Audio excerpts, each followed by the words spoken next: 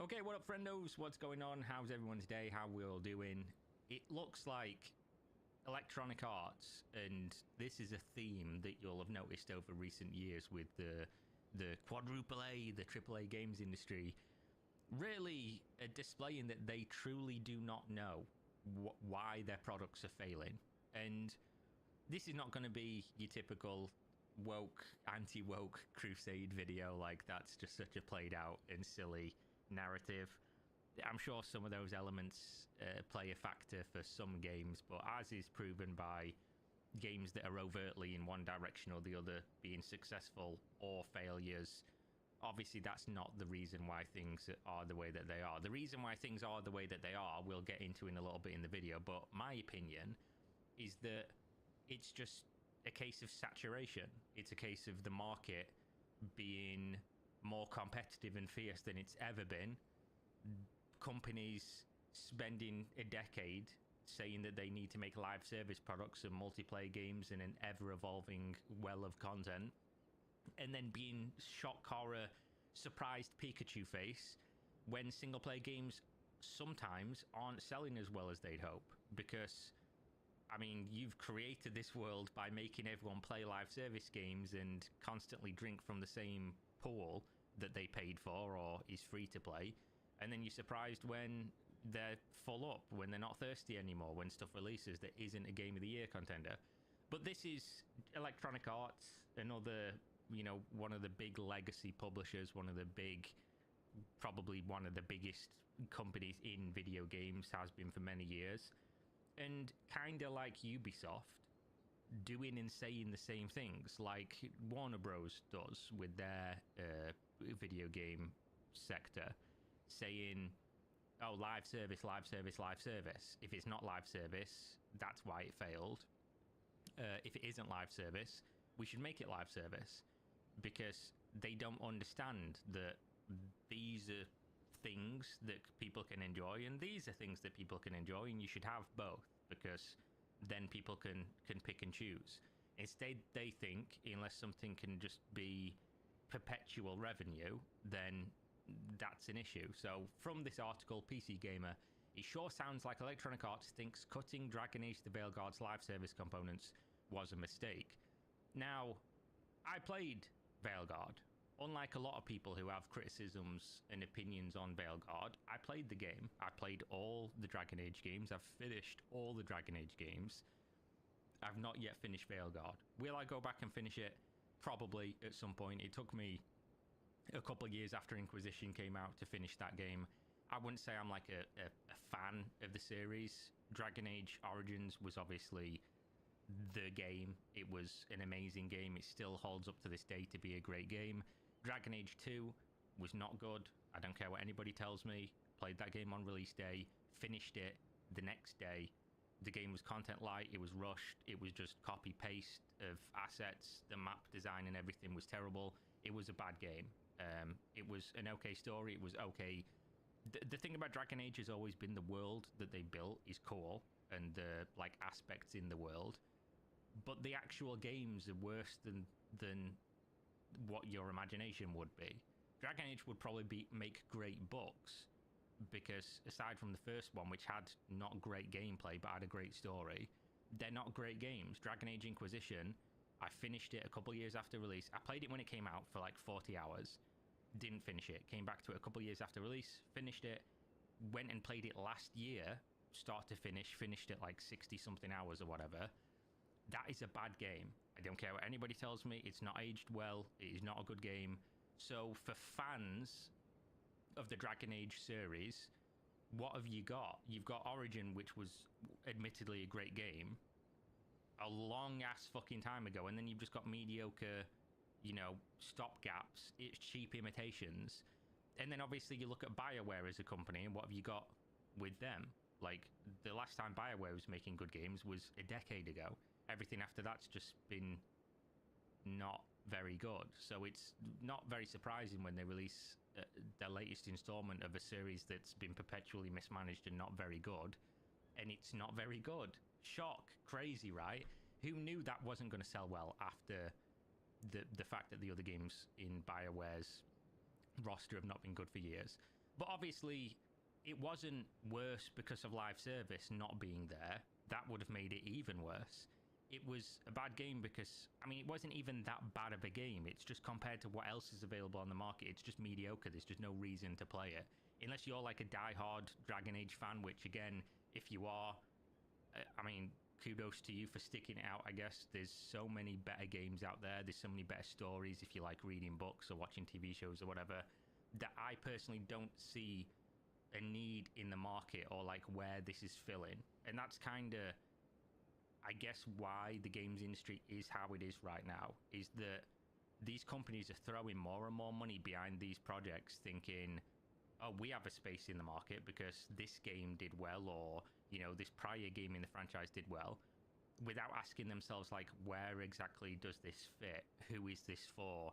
Who's going to play it? Because if you've got a mediocre single-player RPG at this point, who's fucking buying it? Like, I'm not joking when I say every single one of us has thousands, even if we ignore all other forms of media and all the stuff you could be doing with your day, jerking off, fucking going and touching grass, spending time with friends or family, ignore all the other things, TV shows, movies, comics, fucking manga, whatever it is, and just focus on video games. Who's spending $70 in 2025 on a mediocre, like 6 or 7 out of 10 video game? Even if you ignore all the noise around Dragon Age, Veilguard, and whatever new other AAA game comes out and does well or not well, who the fuck is just buying these things day one? I don't know anyone who does. I sincerely don't. I haven't done for many years. Maybe that's a bubble problem, but as is displayed from the record amount of games that are coming out and not doing well, companies are just throwing money at things thinking this is just going to come out and do well. That's not where the industry is. It hasn't been where the industry is for years, and it's going to take years for them to catch on and figure it out and get to where we are, because it takes 3 to 5 years to develop these games. They're spending hundreds of millions of dollars on them, and they're only just figuring out that the market shifted, that there's no room for mediocrity anymore, and if there is, it needs to be cheap, because they need to be able to recover their costs easier. Spending hundreds of millions of dollars on a single player game now is not great. So maybe that's why they think they needed live service, so they could milk what they already had. But the information they give here and their takeaway from it is so fucking delusional. And I do love some delusional AAA video game takes. Say about that AFK, man. Dog's getting crazy. Had a strong launch and solid reviews.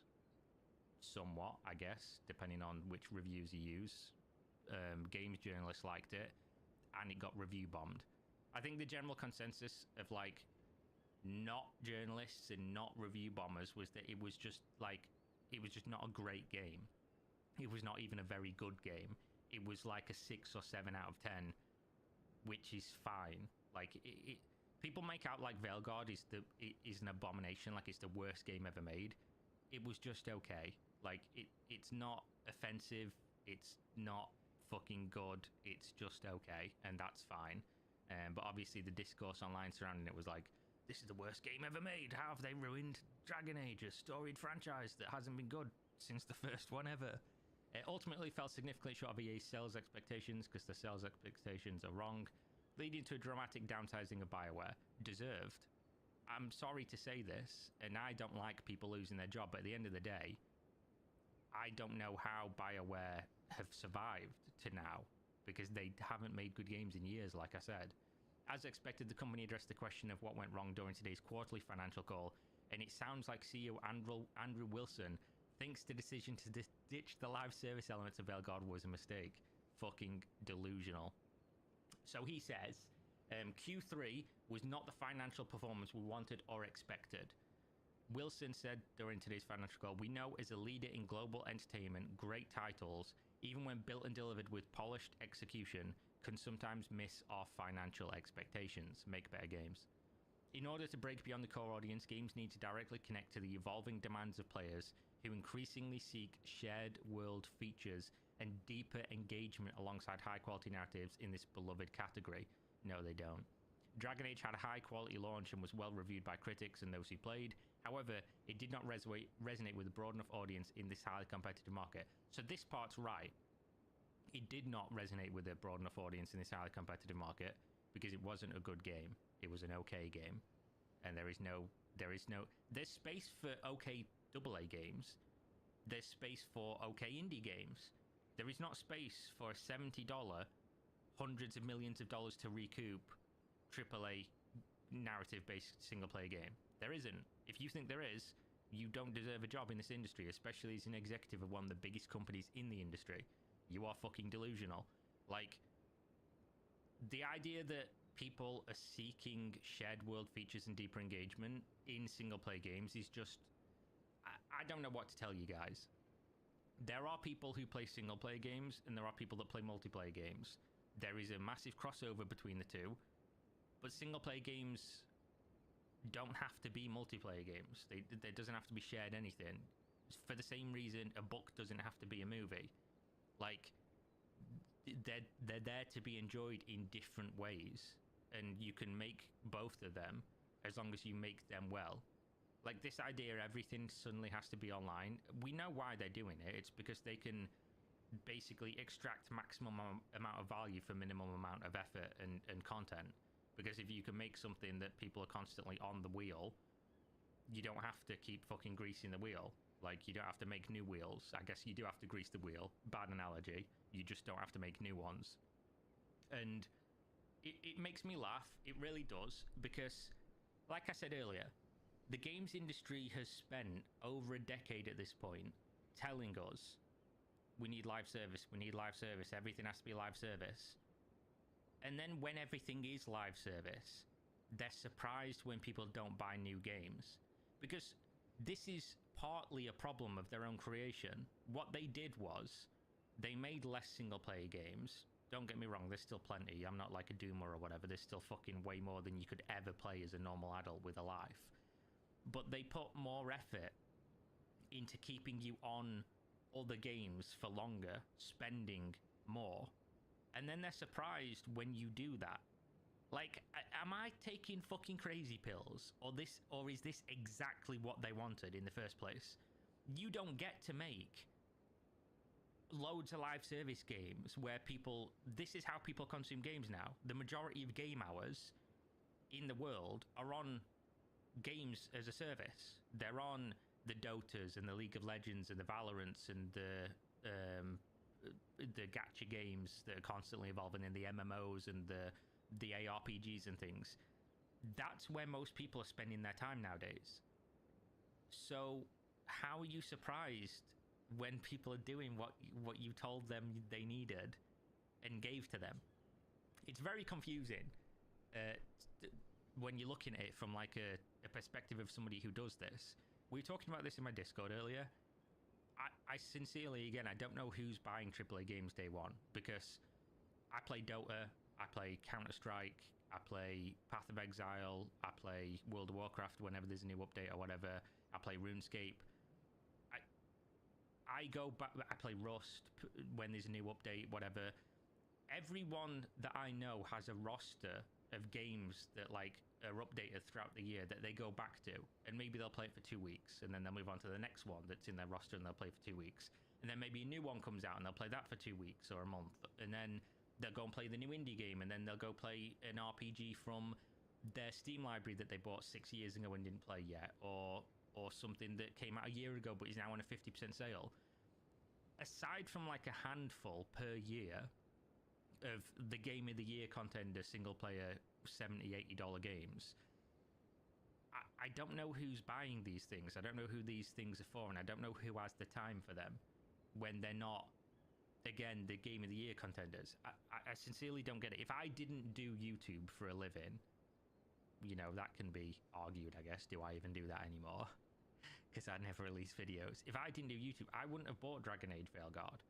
I wouldn't have bought that game, because I'd have just waited for it to be like $10 and then bought it and played it in like a weekend or whatever. I wouldn't have bought the game day one. And I did that because I just wanted to see, like, is it as bad as people are making it out to be, or is it just another installment in the forever disappointing Dragon Age franchise, which is what it turned out to be. So again, I just don't know who's buying this and why anybody who works in the industry that's perpetuated what the industry now is surprised, especially because the indie games market is so big now, and they're releasing games that are not live service, but they're always being updated, and they're just fun. Like, you go play Slay the Spire now, obviously the game's very different from when the game first released, and the game, you can play that game for hundreds of hours without any new content.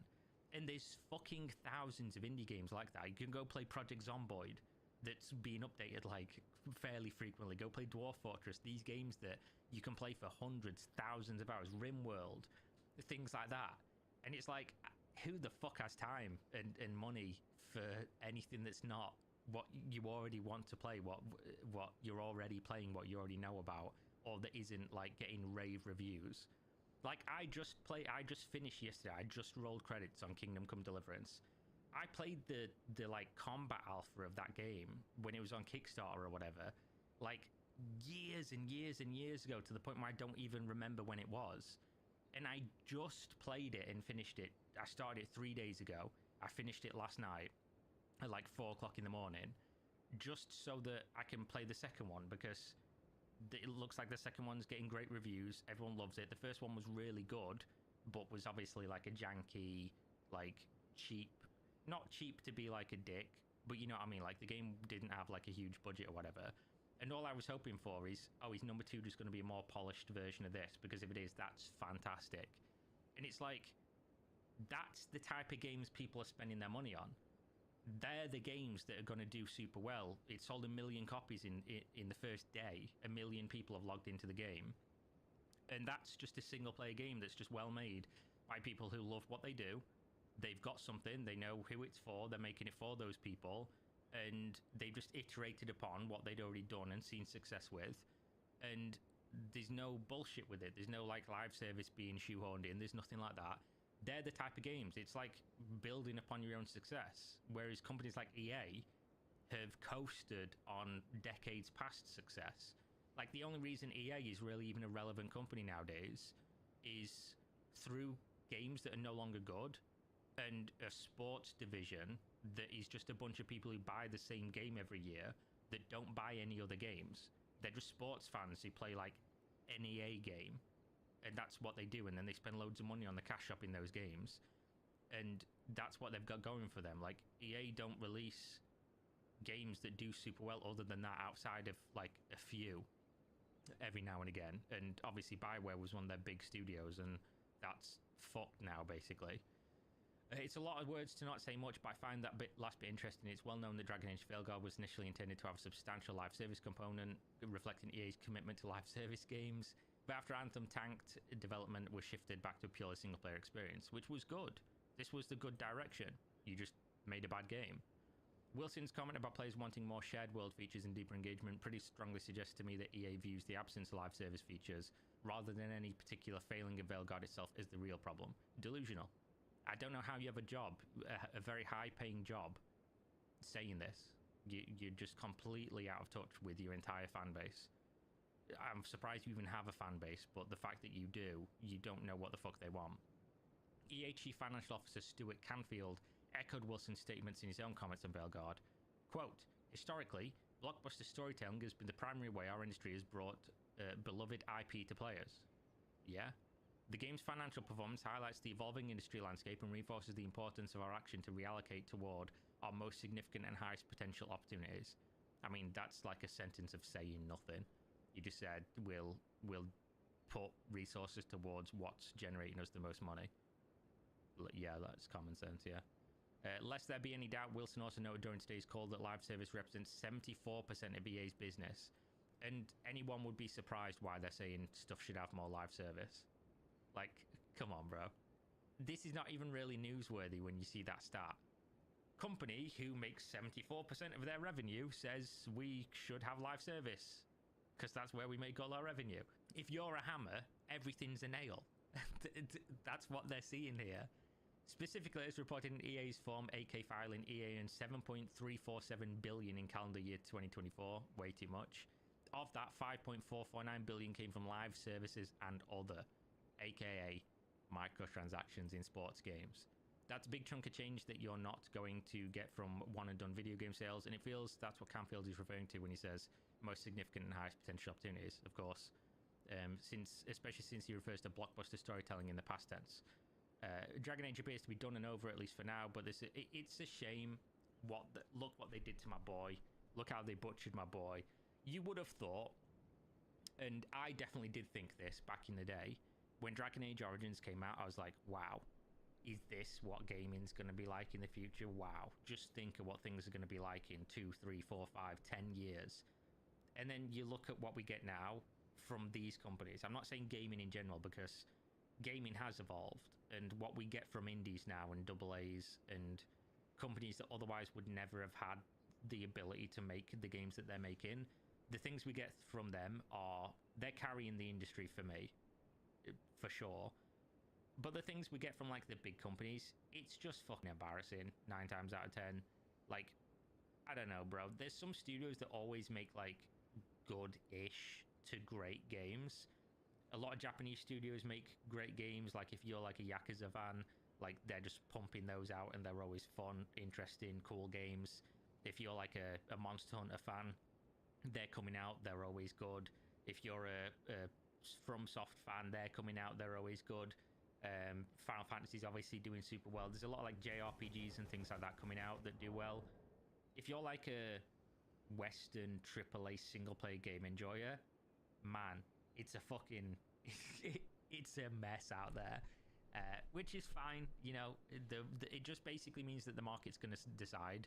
Some are going to fail. Many have been doing recently. A lot of really big flops lately in the AAA gaming space, and that just leaves more opportunity for smaller games to come out, do super well, and fill the void that's being left at probably a more reasonable price point. That then puts money into the pockets of people that are making games for gamers, that don't want to just treat you as if you're just somebody who's going to buy live service games forever and somehow still continue to buy and play all of them, even though you've been sold live service games for a fucking decade. But there we go. I think I repeated myself a bunch in this video, but it is what it is. I'm sure some people will understand what I'm saying and resonate with that, and some people will think I'm a moron. But I am just a moron making YouTube videos in his office with his cute little Nemo cat. Look at this cute little Nemo cat just sleeping on my desk like always. This tiny little baby. But other than that, guys, hopefully, you know, the video was something for somebody. And if you enjoyed, suggest content you want to see me cover on my social media channels, Discord, Twitter, stuff like that. Patreon, if you want to throw me a few dollars for whatever reason, for nothing, you get nothing extra, and you'll like it. And if you want to buy Gamer Supps, go to the link in the video description. Look how cool some of these new flavors and stuff look. Sploosh. You can go buy Sploosh. Put it in water, shake it, drink it, get you special waifu cups. They do loads of really cool merch as well now and stuff. They've even got a trading card game, which is fucking wild. Waifu trading card. Never thought I'd see the day. But if you use the link in the video description, you'll get kickback. I'll get... No, why do I fuck that up every time? You get a discount, I get a kickback. It's really easy. I make the money, you spend the money. How the relationship should work. But yeah, thanks for watching as always. See you next time. Peace.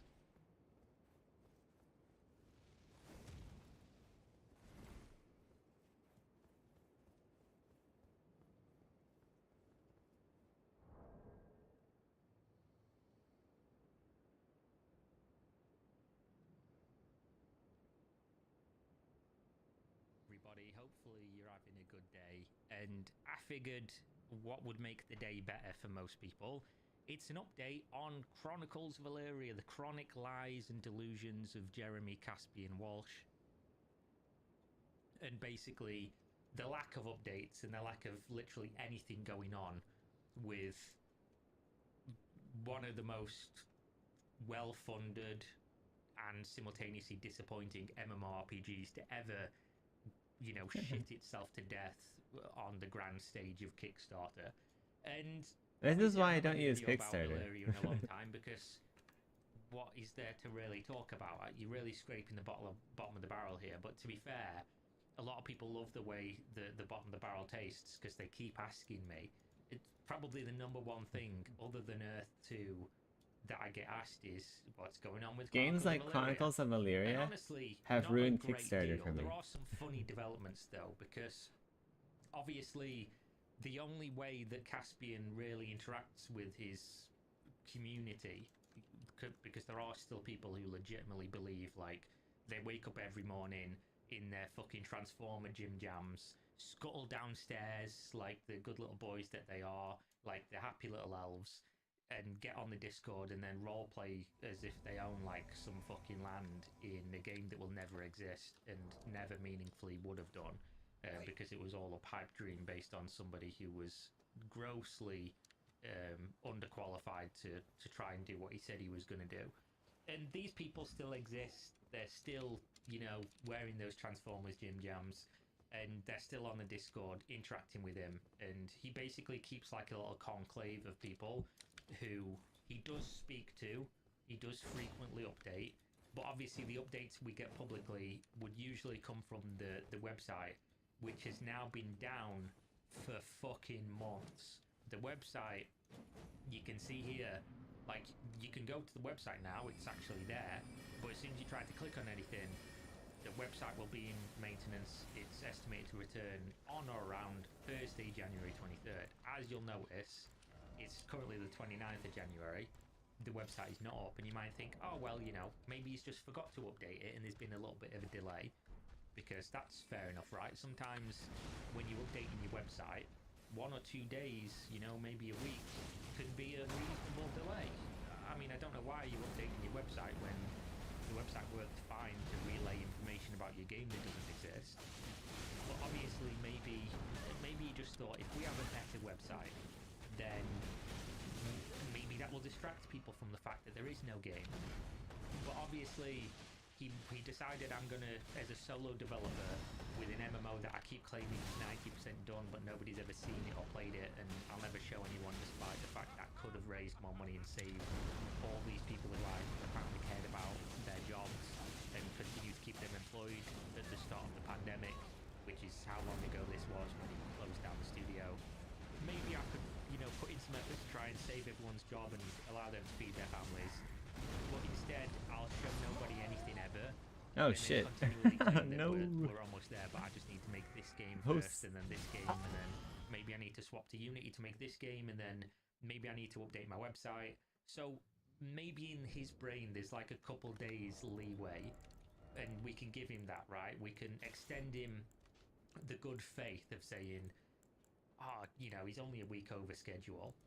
Apart from the fact you realise the website's been down for fucking months. He took the website down. I don't know what the exact date was, but as you can see, Caspian takes down COE dev journals and fails to reach his own website update deadline for Thursday the 19th of December, which will be a month and a half ago, right? And that was his deadline for the website to be updated, which means it was taken down before then. I believe this was probably the update where he said he was going to be taken down, and this update was posted December 11th. So, you know, we're on good. If he leaves it another week, it'll be 2 months that the website has been unusable. And obviously that means all of the devlogs and everything are just gone. All the devlogs where he continually claimed, oh, this will be done by next week and this will be done by next month, and then when this game's done and it's in your hands in 2 months' time, we'll be really close to having, you know, this thing done and this thing done, and then I'm really hoping to have it in everyone's hands playing the early access by 2023. Oh no, wait, 2024. Oh no, wait, 2025. And then we're here, and we have less than we had before. At least before, he had a website with some blogs on it that were full of utter shite, just complete verbal fucking diarrhea. But now we don't even have that. There's not even a website, and it just goes to show, right? The fact that there's still people who legitimately believe, like, I'm very much of the opinion that he could very easily prove everybody wrong. And just to show you something real quick, he clearly pays attention to media, and he's deeply upset or hurt by it, and probably feels like he could vindicate himself in some way,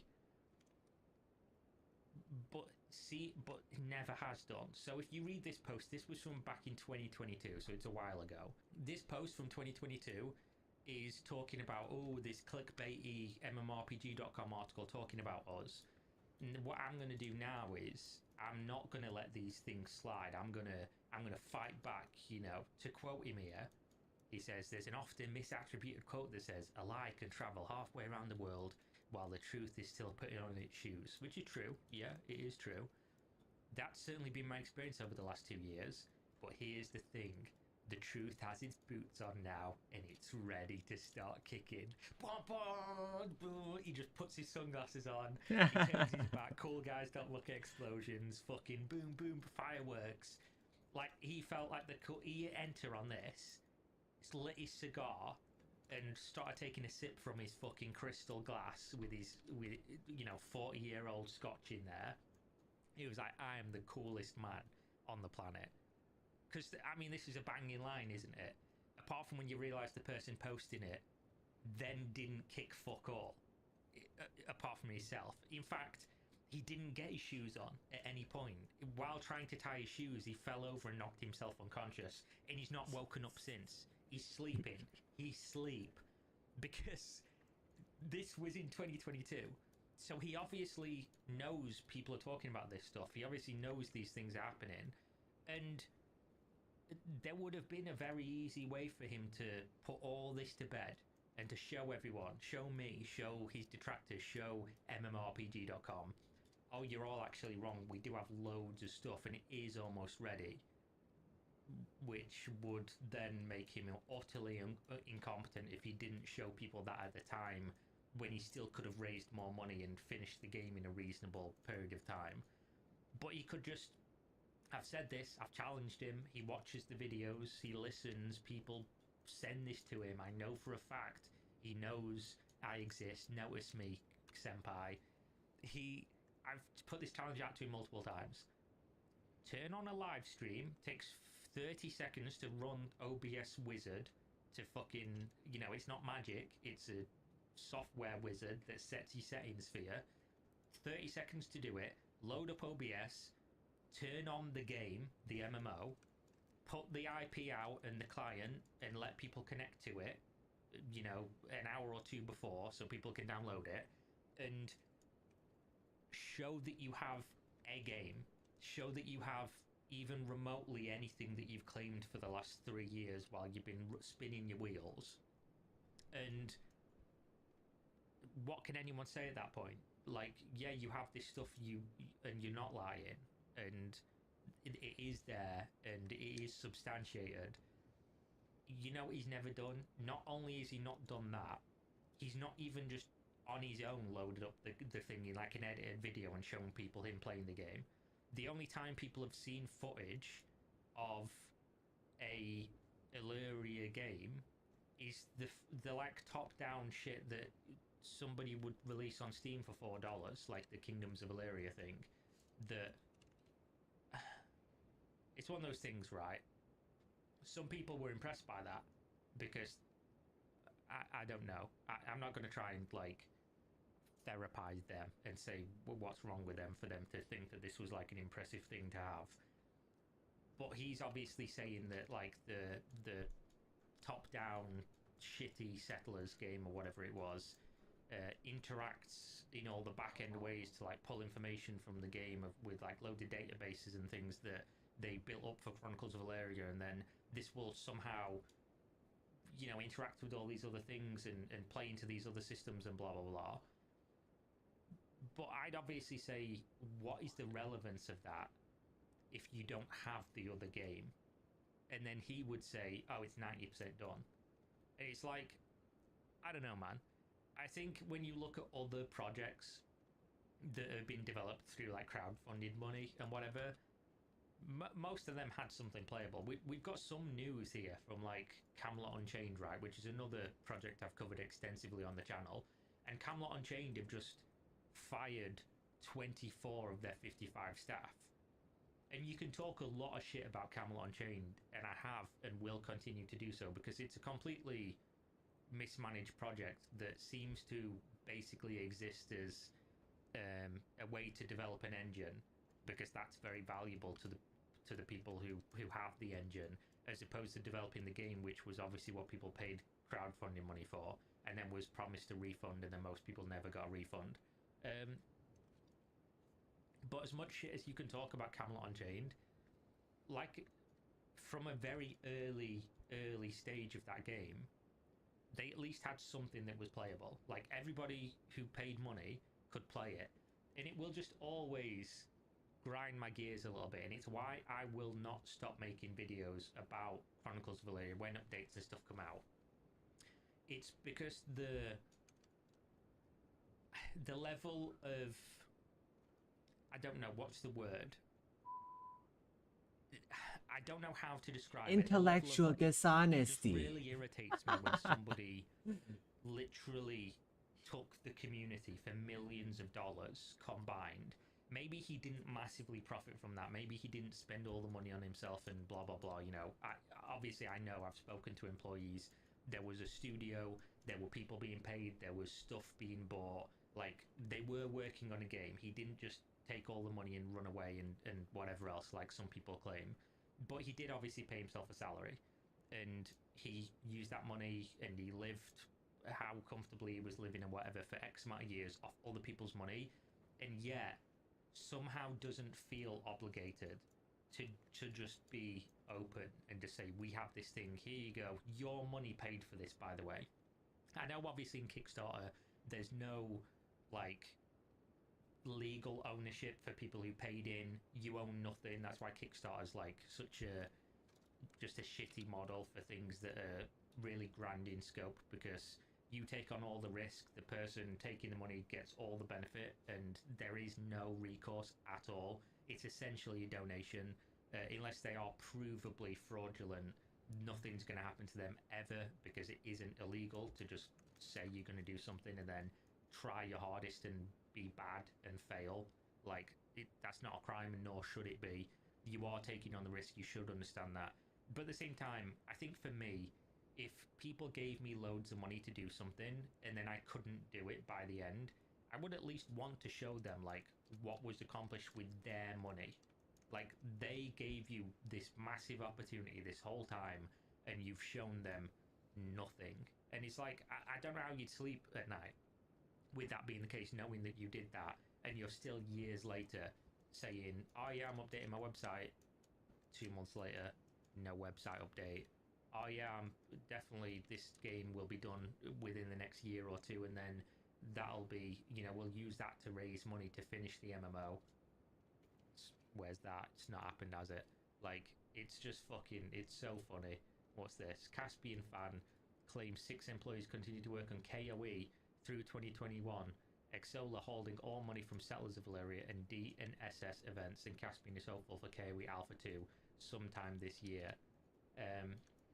When the lawsuit happened, it drained the rest of his money and he had to let the remaining team go. He already let the team go.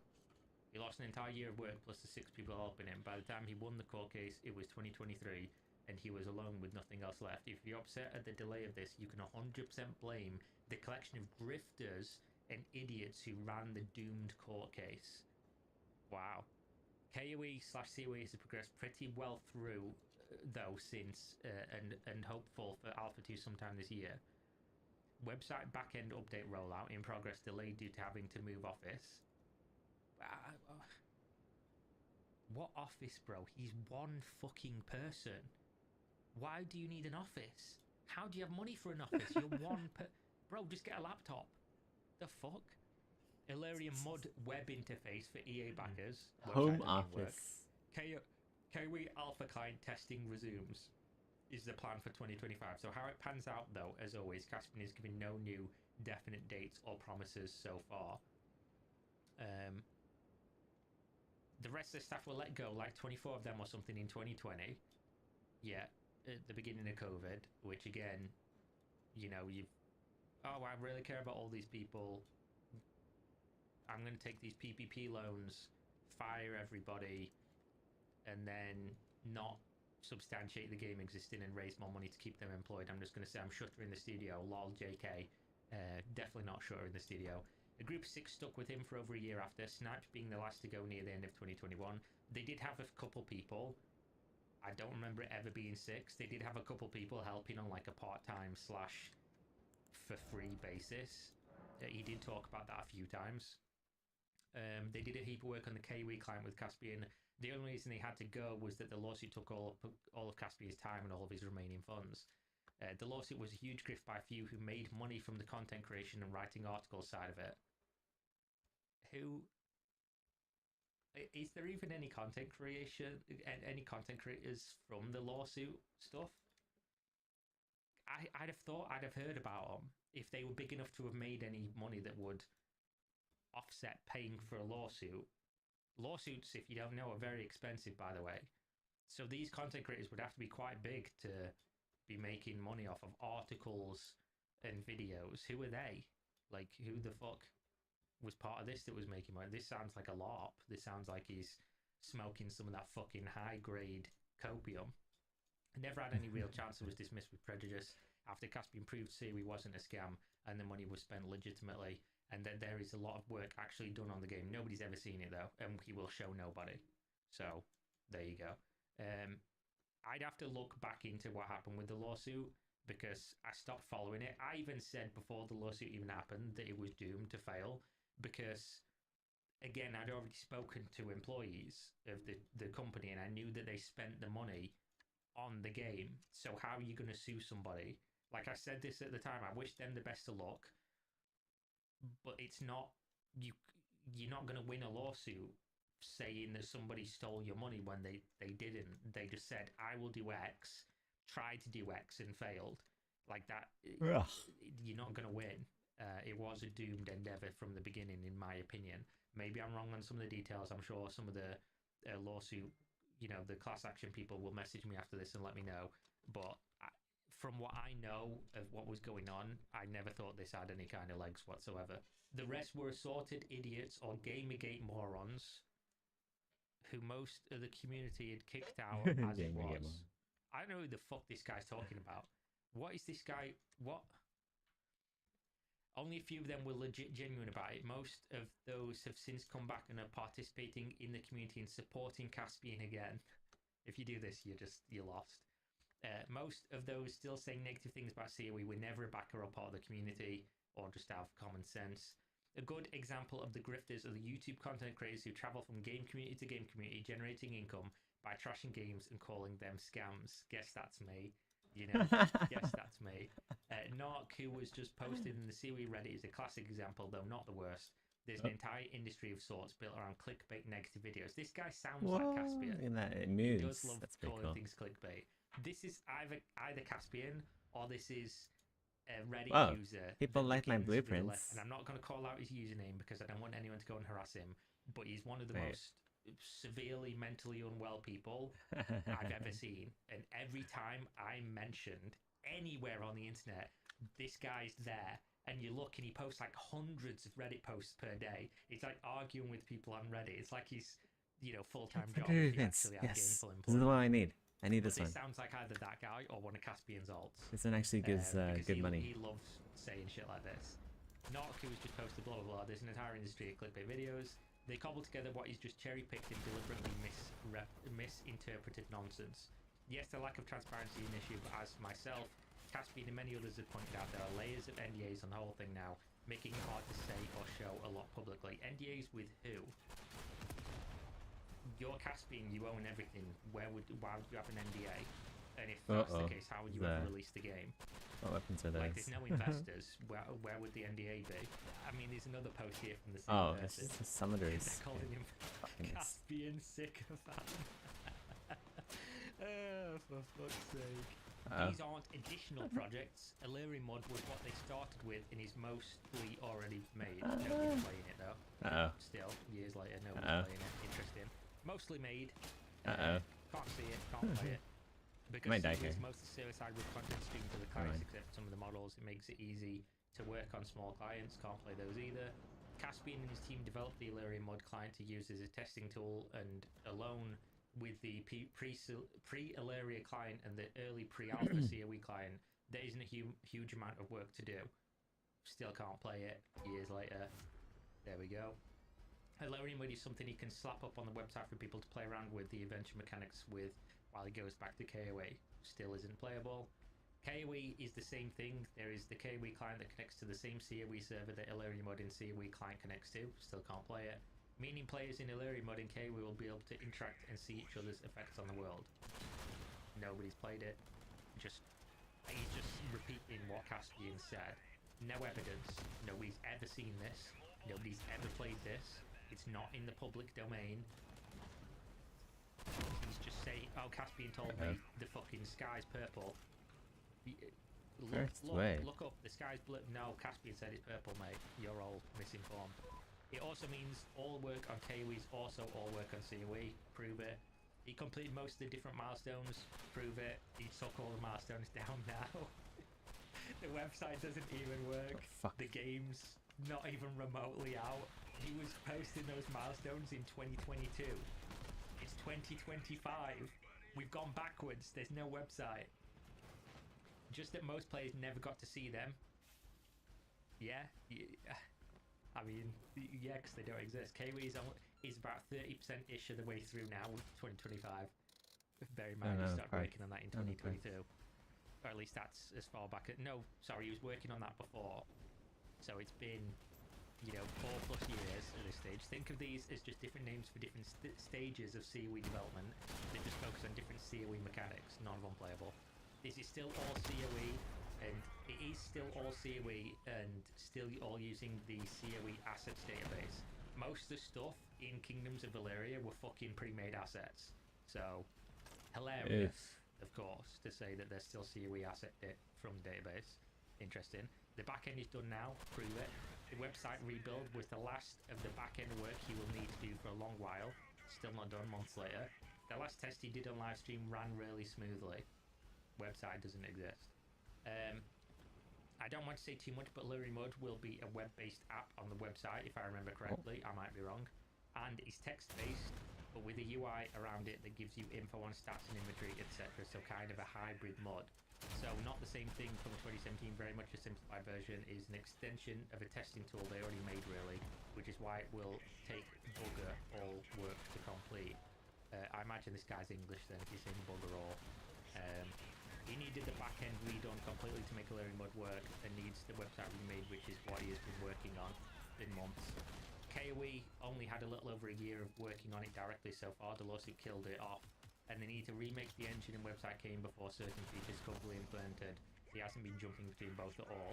It is very interesting how the communication went with Chronicles of Illyria, though, because it was everything's public, everything's public, everything's public, everything's public. Now it's not public. Now it's less and less and less, and then now it's the website's down, the Discord's not posted in for months at a time, and instead everything is happening in a closed back section of the Discord. Oh my god. Only people who basically paid in a whole bunch of money are allowed in there. The true believers, the fucking source drinkers, the source swallowers, the Transformers Jim Jam wearers. Like, they're all the people that he's talking with, and everyone else doesn't get to see it, participate in anything. Which is fine, whatever. It's his community, can do with it what he wants, the way he wants to.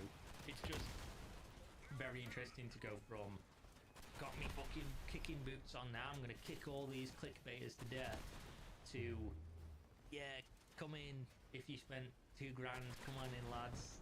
We'll have a little Need circle some ammo. here, only us, and then nobody can laugh at us. One thing that is very interesting about the whole CoE thing is that there's something at play here that is much more sketchy than the story of Caspian, Chronicles of Illyria, whatever. Because again, this is very simple. He took in money, said he'd make a game, failed to make the game, end of story. And then for years afterwards, he's continued spinning his wheels, but that's just kind of like, it's just noise. The interesting part is when CoE was sort of like at the tail end and they had no money, and Jeremy decided he was still going to run a crowdfunding event without telling anyone they were out of money, and tried to just like I don't know, fucking Hail Mary with no additional information, enough funding to continue running the studio for months and years at a time, despite the fact that the people had stopped giving their money in any substantial amount. That money that was taken in was never refunded, and Jeremy claims he was never given it, which means Xsolla took money from people, refused to refund, and then according to evidence I've been sent from people who participated in that event, Xsolla said that they gave the money to Jeremy. So what you've got here is Jeremy takes the money, which is facilitated by Xsolla. Xsolla says, we can't refund you because we paid it to Chronicles of Valeria. Chronicles of Valeria says, we can't refund it because Xsolla never gave it to us. So there's a very big question mark there of like, what the fuck happened to that money? I don't think it was a substantial amount because, again, by that point, everyone had kind of given up on COE because there was no progress, and they were posting like photoshopped pictures of fucking trees with like a real life tree from a forest somewhere with like a tree house photoshopped on it, and that was like their updates, which multiple years into a project is probably not really what you want to be seeing if you're trying to raise more money from people. But that's the more interesting angle here of like, what the fuck happened to that money, because I wouldn't put it past Xsolla to keep it and then claim that they didn't, because again, I have a very negative view of Xsolla in terms of things that they've done with other games that I've covered. See the Life is Feudal. Oh, that Path of Exile uses Xsolla. But yeah, right, I guess that's all I've got. I can only fucking milk this stone for a little while, and I guess once the website's open again, if ever, we'll come back to it and see what's been going on. Pretty sure Path of Exile uses Xsolla. Thanks for watching as always. Hopefully you enjoyed. I like to keep making these videos for a couple of reasons. One, I know that a lot of people have followed this for a long time, and it's like a thing people just want some kind of conclusion or continuity with. And two, the people that spent money on this never got a game. All they got is the friends and entertainment we made along the way, and large part of that has been from my channel and from me, so why not continue? Give the people what they want. But there we go, thanks for watching. I'll see you next time. Peace.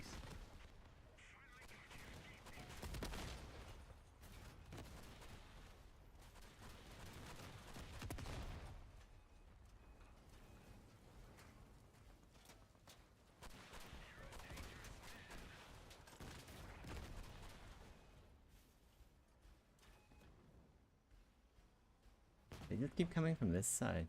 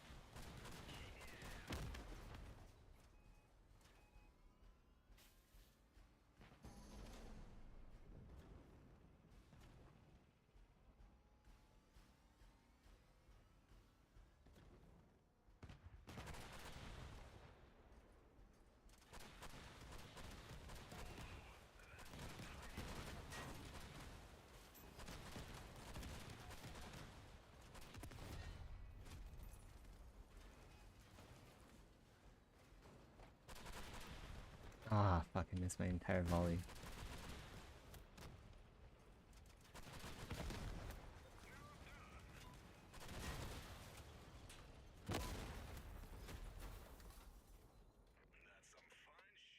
Let's see, how much plastic? 36.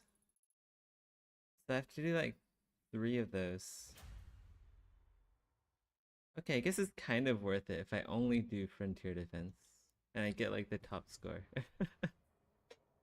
That's like the only time it's actually worth doing PvP. PvE.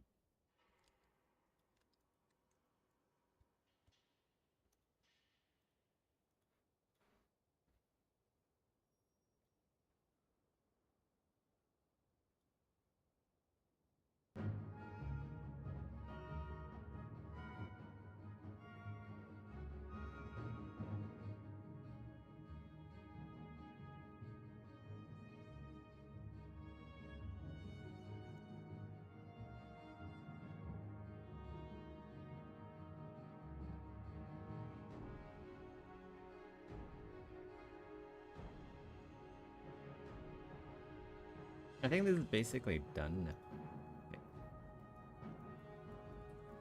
Maybe. Not exactly sure where else to sculpt.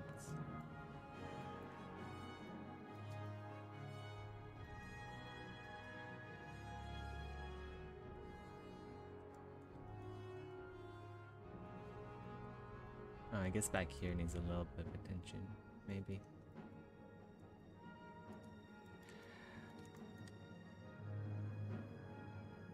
I kind of want to take a short break and I want to work on like the Android race. I feel like I'll be more productive if I work on something, work on the 5th race. The 5th and final race of Project Nova.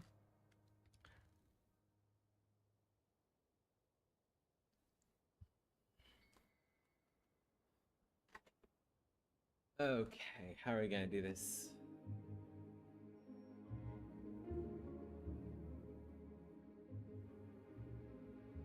Well, let's just do the retopo. Let's do the, wait. So we need to work on this first.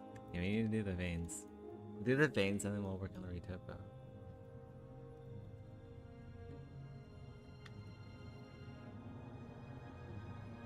The veins are pretty easy. I think just like divide this. Divide this a few times.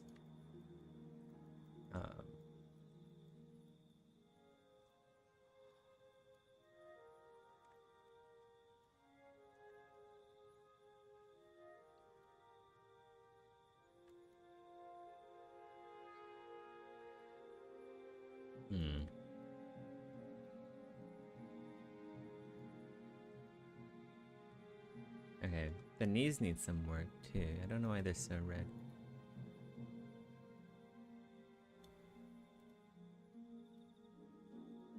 I haven't really painted the knees yet.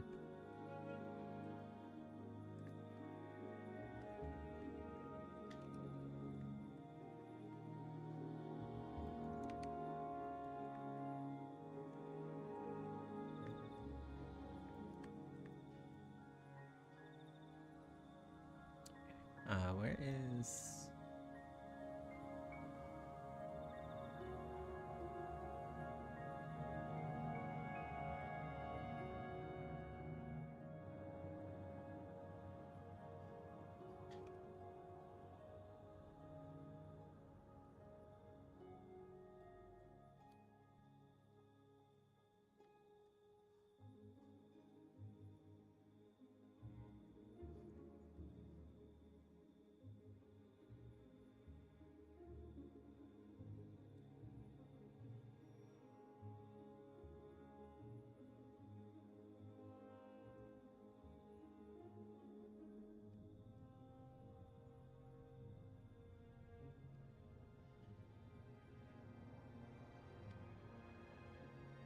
Oh wait. I'm recording geometry data. That's not good. Can't do that.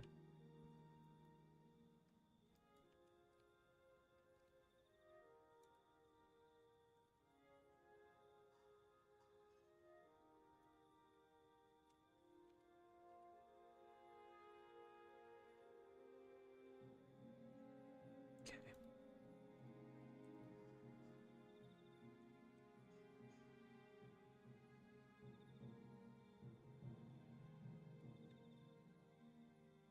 We might as well. Oh, okay, good. It changed the data set. Let's wait for another frontier defense. I could have like spammed frontier defense, but I kind of want to get some work done as well. We already spent yesterday all day playing games, essentially.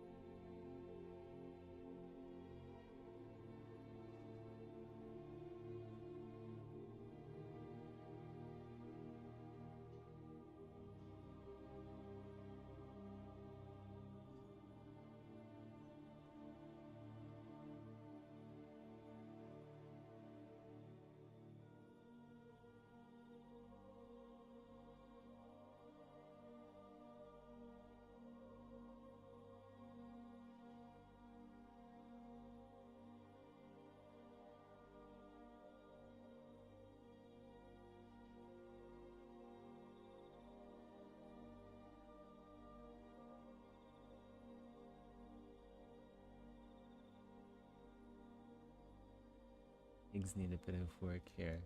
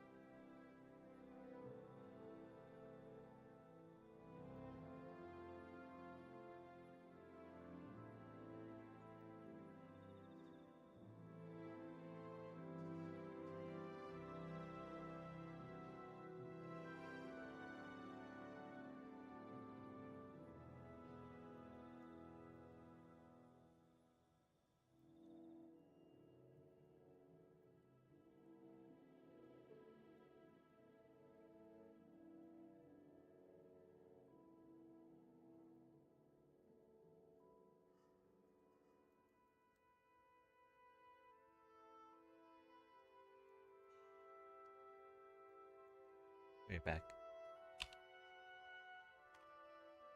Gotta pee.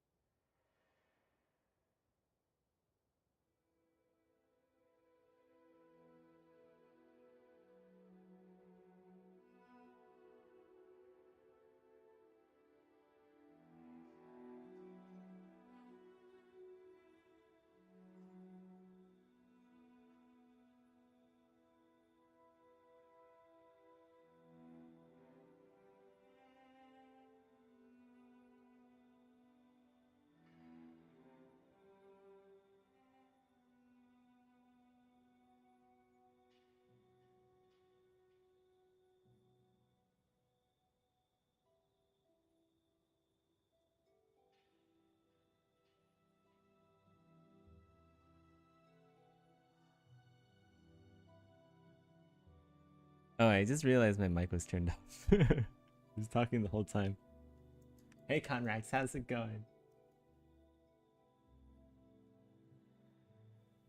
Yeah, well, it's probably late for you.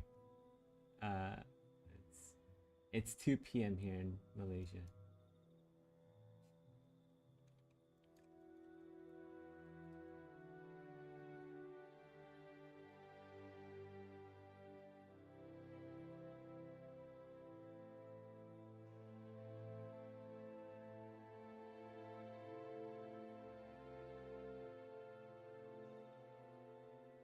We do a raid data theft.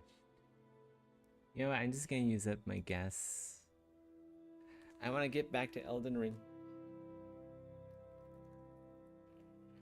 I'm good as well. Pretty excited about this match. I'm getting really close to being done here. So pretty excited to move on to the next thing, which might be a 5th race. I always had in mind a 5th race made of robots, androids.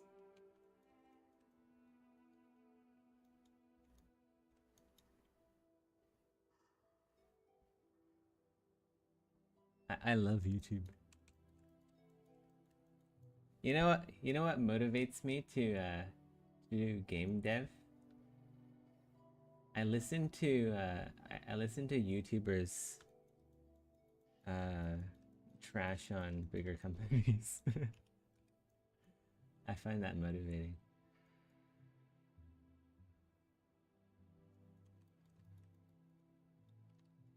I indulge my schadenfreude. Something here is not good. I need to like redo the topology here. But I guess it's fine. Like it'll be fine. That's enough resolution for what I'm going for.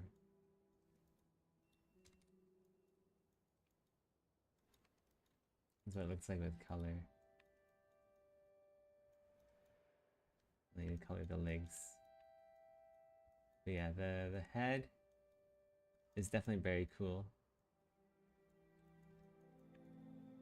They changed the back of the head into like this spike, conical spike.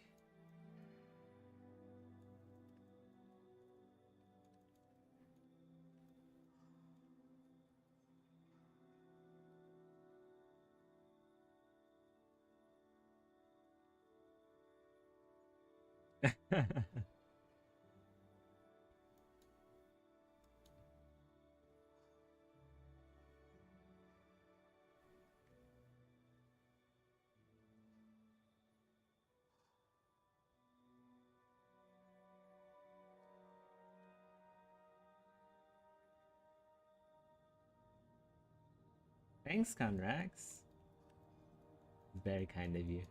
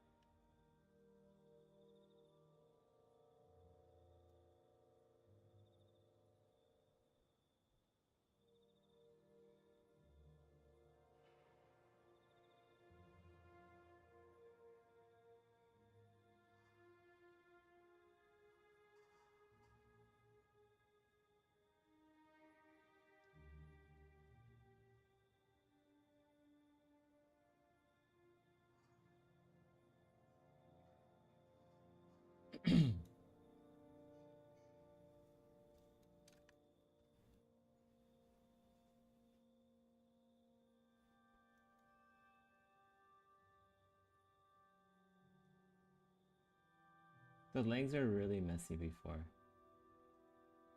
The detail is all over the place.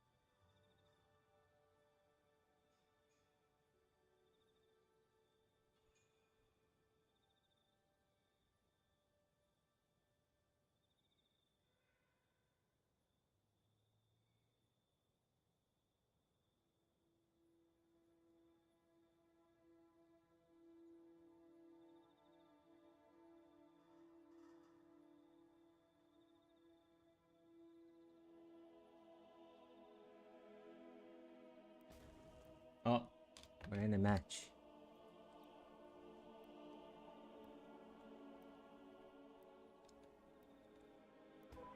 Dude, I love Dead Space. Dead Space is definitely one of my... Basically my favorite space horror kind of game. Whoa. None of that.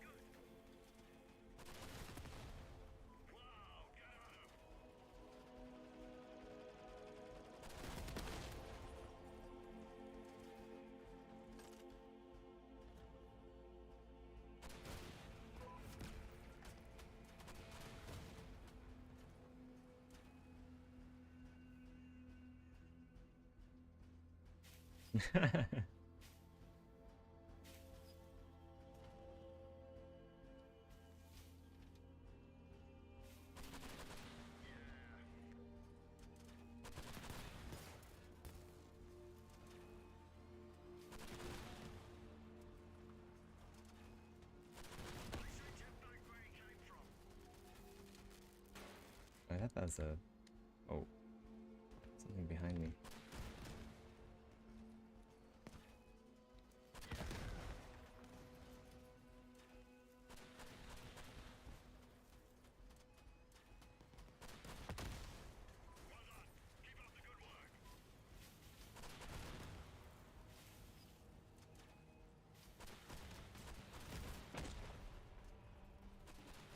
You gotta do laundry later. Oh, you're gonna take a nap? Good night. Oh, you're just laying down. Okay.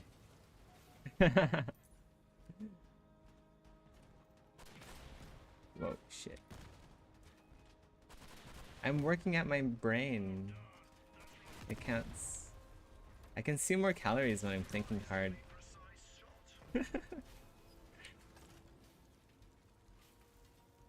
Okay, looks like we have to go. Oh my god, there's a missile.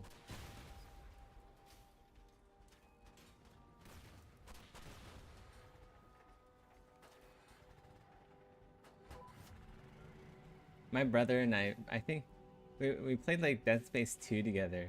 Like the whole mission co-op. It was one of the most fun experiences ever.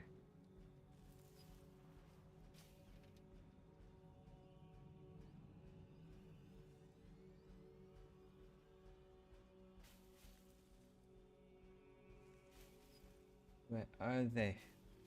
Where are the dastards? Got one.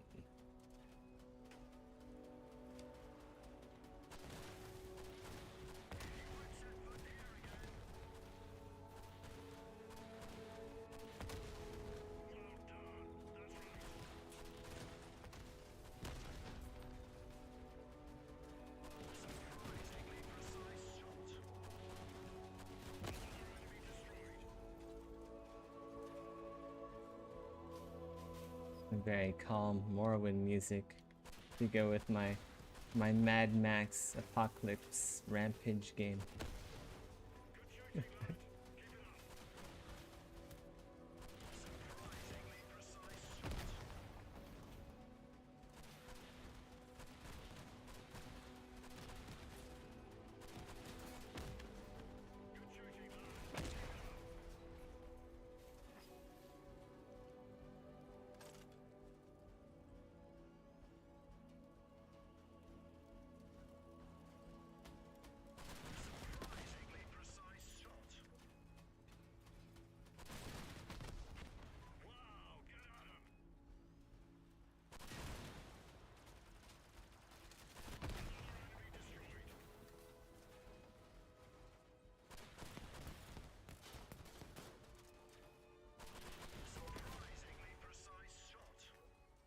Surprisingly precise shot. Soothing visual violence. This is like a cozy. It's a cozy game. It's like a cottagecore apocalypse game.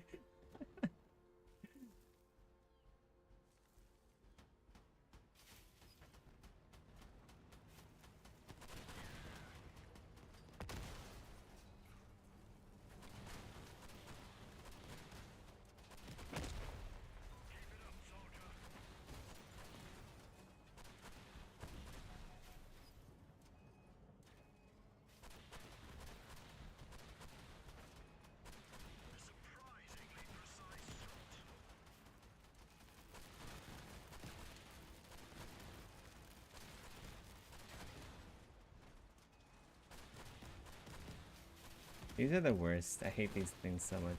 The laser beam, Gatling gun kind of enemy. Their damage output is ridiculous.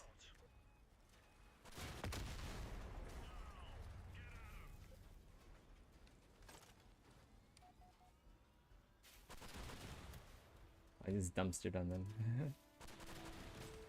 Ooh.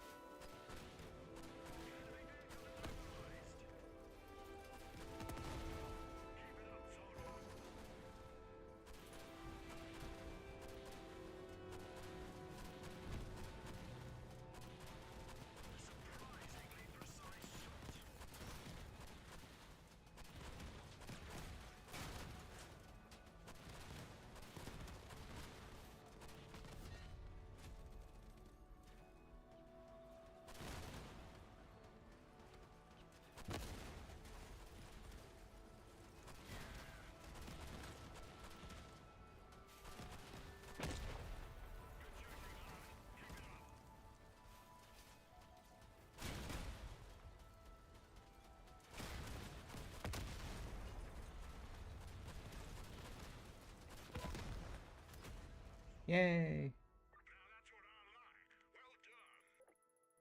People keep asking you when you're coming back to Exanima.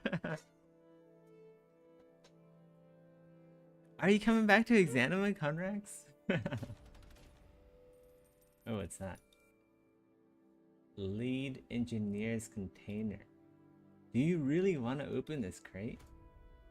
No, I don't. I got... Whoa. I just got 200 coins. Holy crap. Okay. I'll take that. Wow. I had 500 coins and I have 700. That's awesome.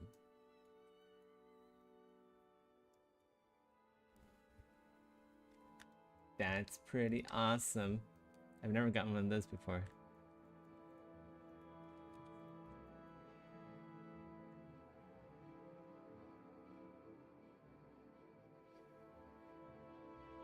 It's not the same without you, Conrax.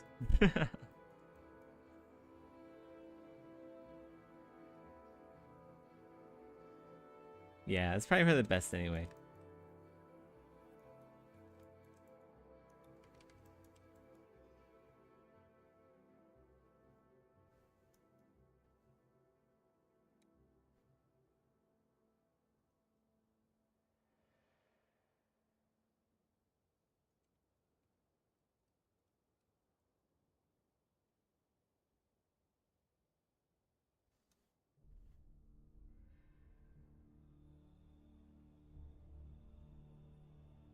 I heard somewhere that you'll make different kinds of friends in your life.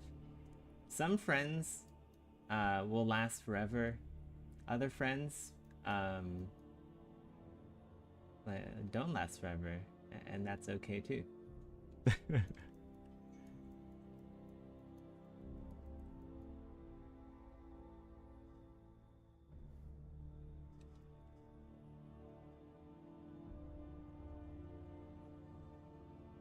Honestly, I have frustration with not having good games to play. Yeah.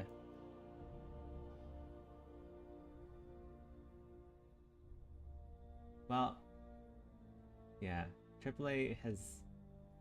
There isn't really much in the AAA scene anymore. At least not that I know of. A lot of indie stuff, though. Indie stuff is carrying.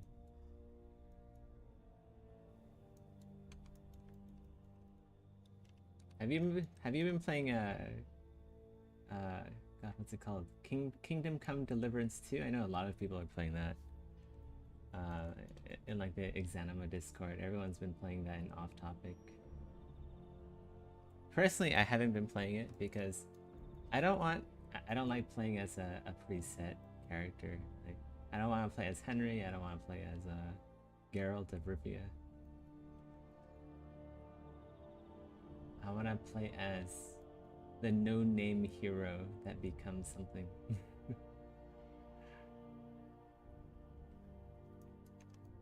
Even the indie stuff is rather meh. Yeah.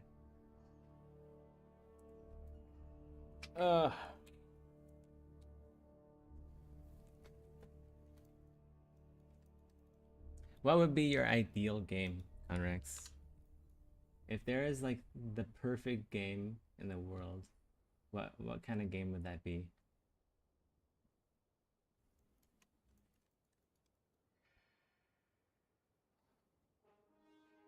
For me, it would be like it would basically be what I'm making right now. I guess that's why I'm working on Project Nova, because it's like the perfect game for me. And no one else is working on it. And AAA is basically dead, so nobody's gonna hire me in AAA.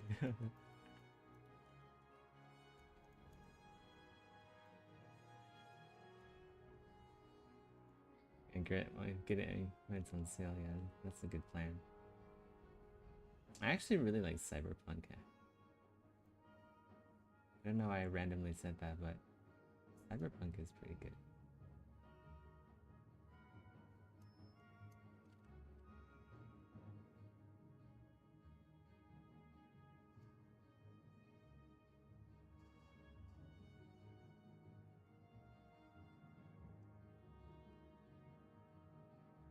Well, that's only because like free game engines exist.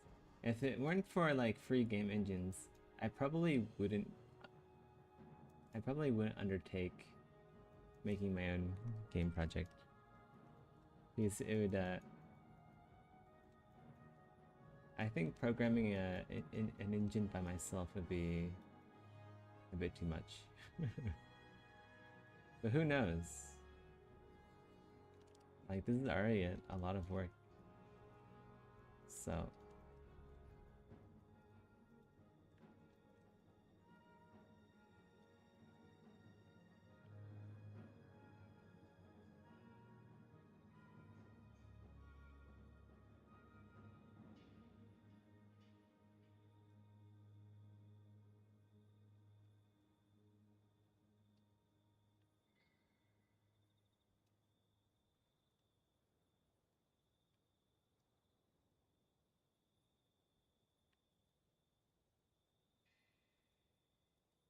then again, like, Meta kind of keeps saying that there's like issues with Unreal Engine.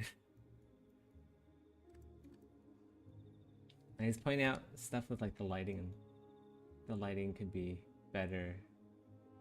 Like, the engine itself has a lot of bugs, and you're reliant on the developers of Unreal Engine to basically do anything. I don't know how true that is, but like, he did point out the lighting, and I did see issues with what he pointed out.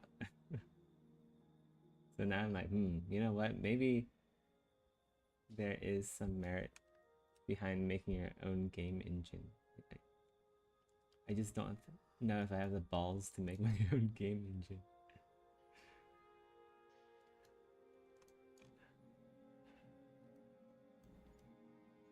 Personally, I think Unreal Engine is going to be good enough for my purposes.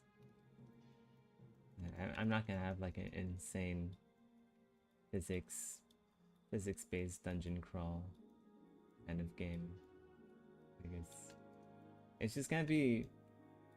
It'll basically be stuff players have seen before. Except the execution will be a lot better, I think.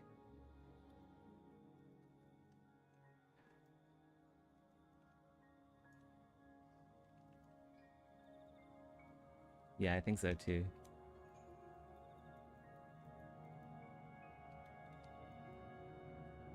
He's building like proprietary tech just for Exanima and Sui Generis.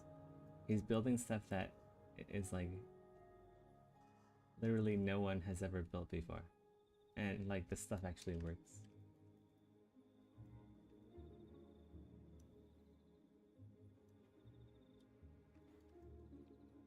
If he had a job working at like Nvidia, he would be pulling in money hand over fist. It'd be insane how much money he would be making if he stopped working on Exanima.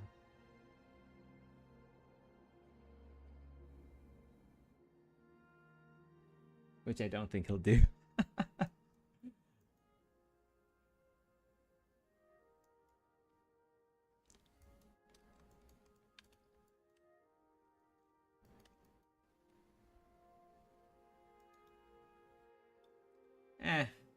It's to be expected.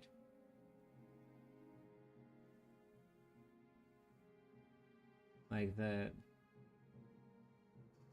a lot of the times, these people who hate on development times, without actually like doing any, without even like reading the coffee diaries or anything, they're like, wow, game hasn't had an update in more than a year. Gonna leave a negative rating here. Without understanding like that he's literally building his own engine from scratch. Not like he picked up Unreal Engine or anything. Like people just don't know. And they could be like really young too.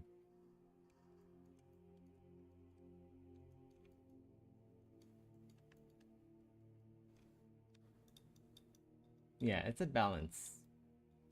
You gotta be greedy enough, but not too greedy to survive.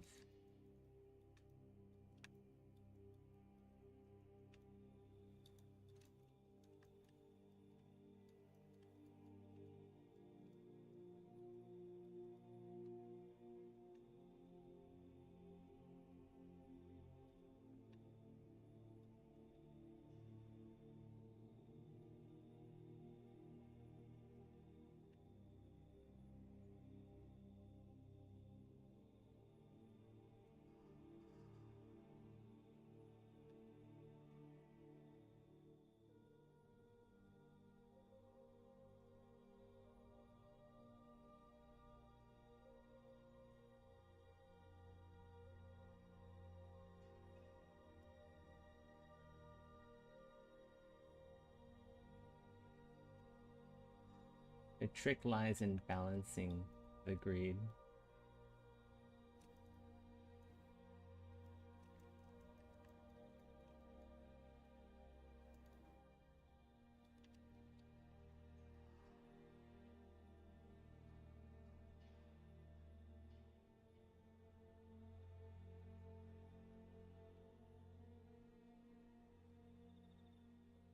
You thought there's a warning on the Steam page now with a slow update schedule. Yeah, that's... I think that's a good thing. Like, what is the early access program? The early access program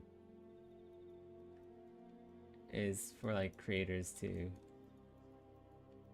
put out their game early and all that.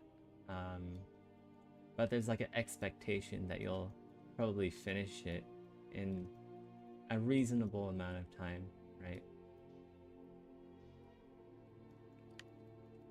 But yeah, that's just how it goes with game dev. Like sometimes you just don't know how long it's gonna take, especially if you're just getting into it. Exanima is Bare Metal's first game.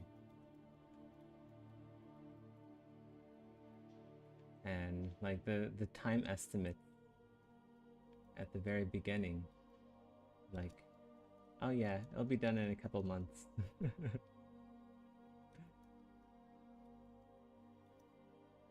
So yeah, I think what Steam needs is like a different sort of plan. Not early access, but like instead of early access, I would call it like in development kind of games. Because I feel like early access is kind of like a marketing term almost. Or like, oh, you can pay extra to get early access to a game. But that's not really what Exanima is. Exanima is like a slow burner for sure. And you're not really like paying extra or anything, or I don't know. I think there needs to be a different program. I think it's a good thing that the warning is there, but I also think it could be better. Like what I would have done if I were Steam, I would have like contacted the developers who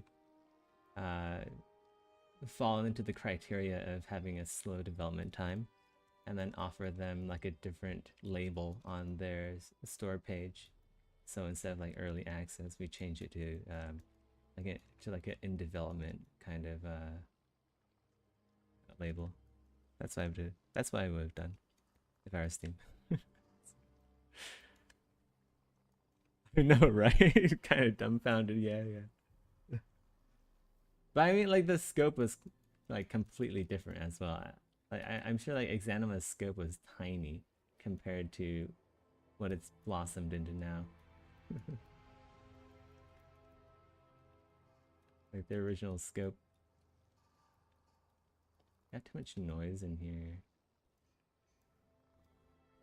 Way too much noise. It's a little bit noisy.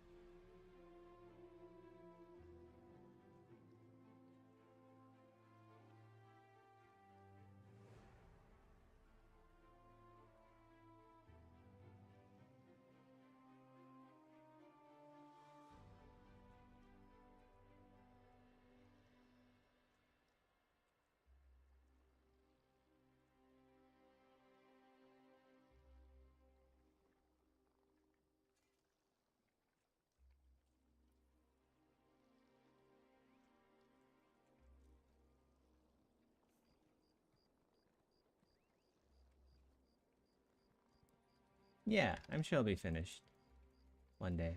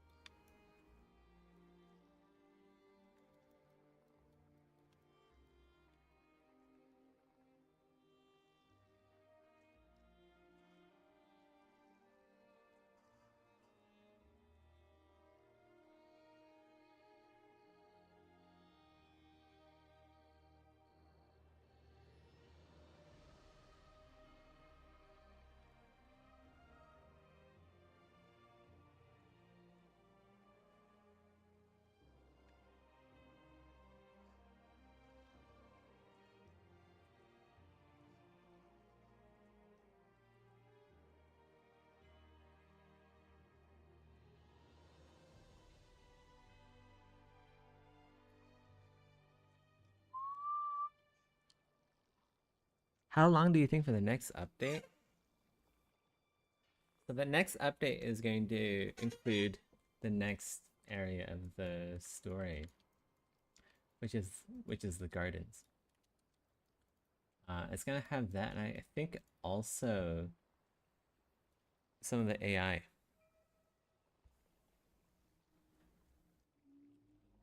It's also gonna have roles, if I'm not mistaken.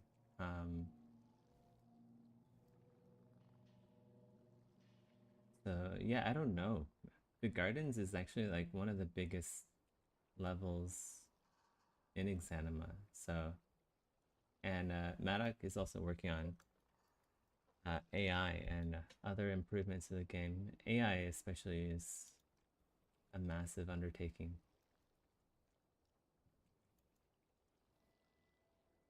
So yeah, it's just like it's the culmination of two different um,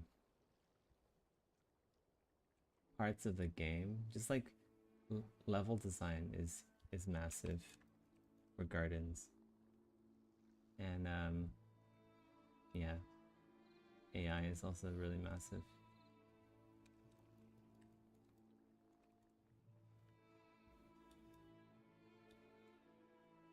As for how long it would take until the next update, I don't know.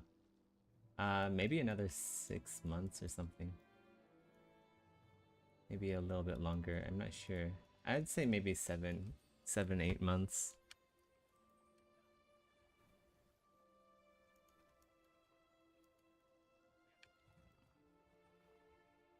People are gonna get really fucking salty. But yeah, I don't know. That's just how it is.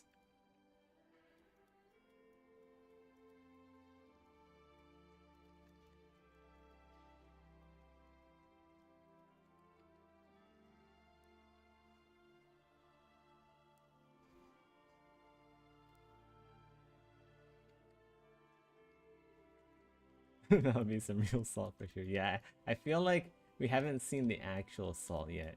Where's the actual salt? Exanima is down to mixed, but I don't think that's the actual salt yet.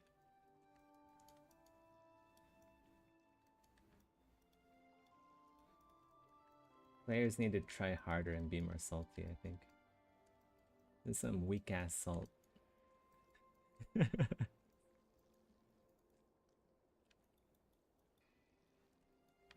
They need to get good at being more salty.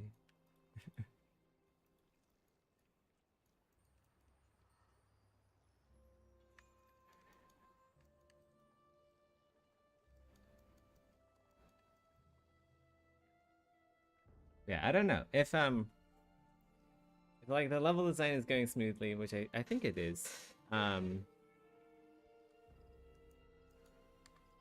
It might be shorter than like 7 or 8 months.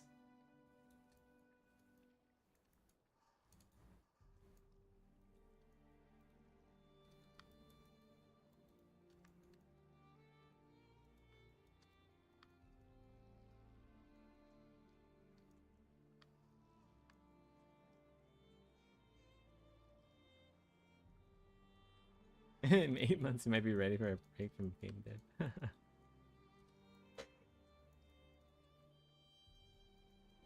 Does one ever take a break from game dev though?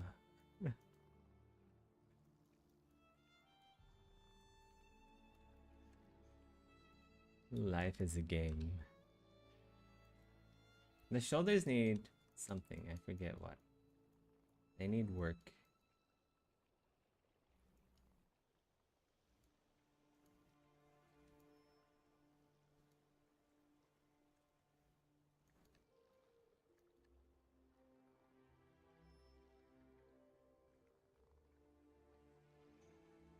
Pick it up.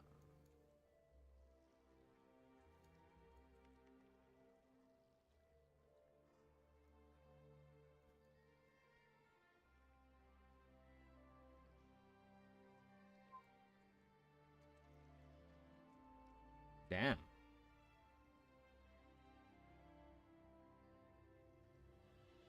That's pretty cool.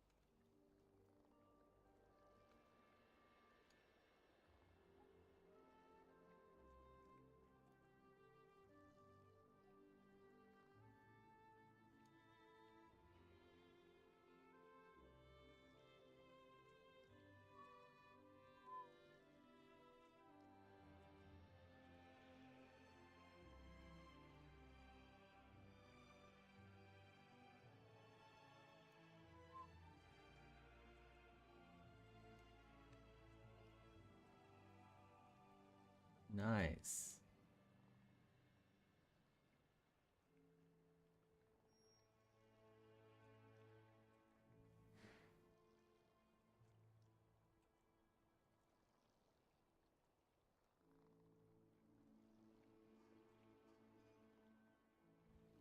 Nice, nice, nice.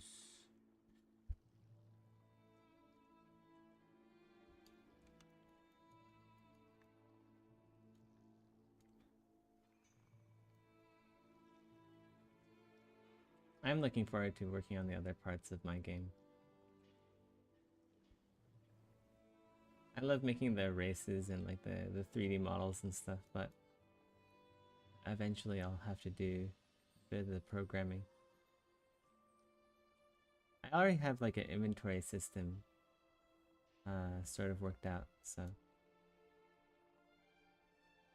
yeah, I gotta figure out the other bits too.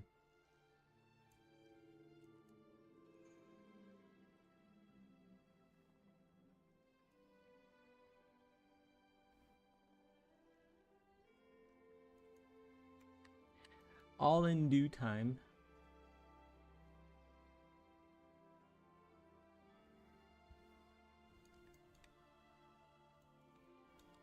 Path of Exile 2 map suck.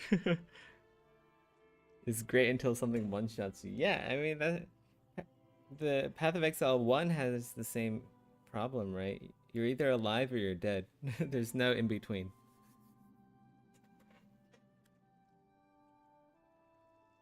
There's no in between alive or dead. You either have full health or you have 0 health. And there's like no combat log, so you don't know what killed you. But hey, it's fun. Number go up. Monkey brain go alert. I don't know.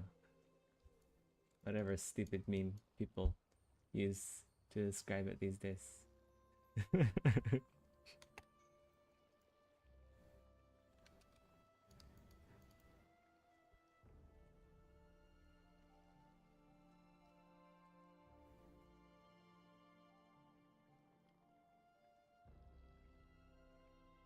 Warframe also has the same problem. You're also either fully alive or you're dead, especially in like higher end game content. Like if you're on like a steel path survival for like several hours, you just get one shot eventually.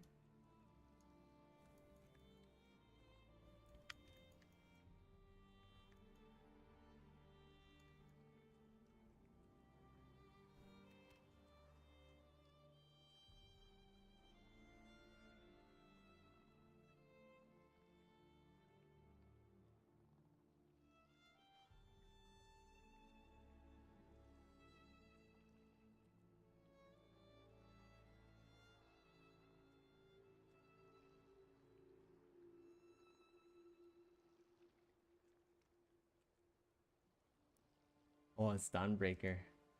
What's he using these days? Oh, he's building something. Triple Grenadier. Nice, nice. I was thinking about making a drone build earlier.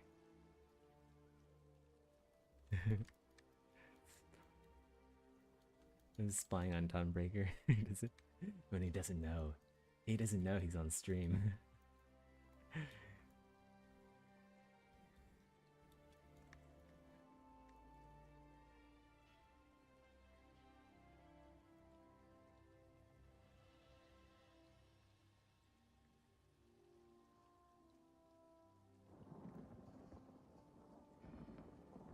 Yeah, I'm not a big fan of like enemies scaling to the point where they can just one-shot you. It's just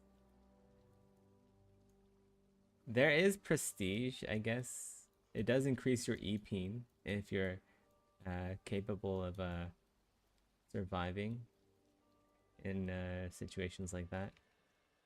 But like, is it actually fun? I don't know about that. I don't know if it's actually fun.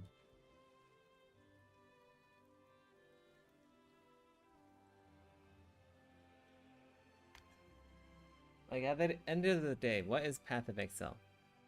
Path of Exile, you grind until you get good gear. If you don't have good gear, you buy it.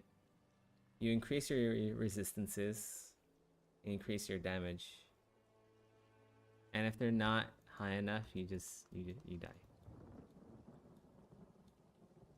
I feel like they need something more. I feel like grinding gear needs to add in something more to the game. Something fundamental as well. I'm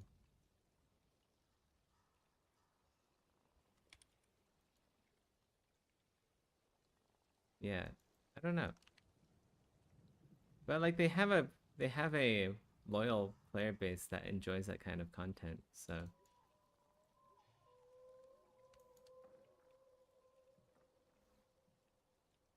personally, I would try to add like something more. I would experiment. The game definitely needs something more than just number go up. It needs to be difficulty go up, not number go up.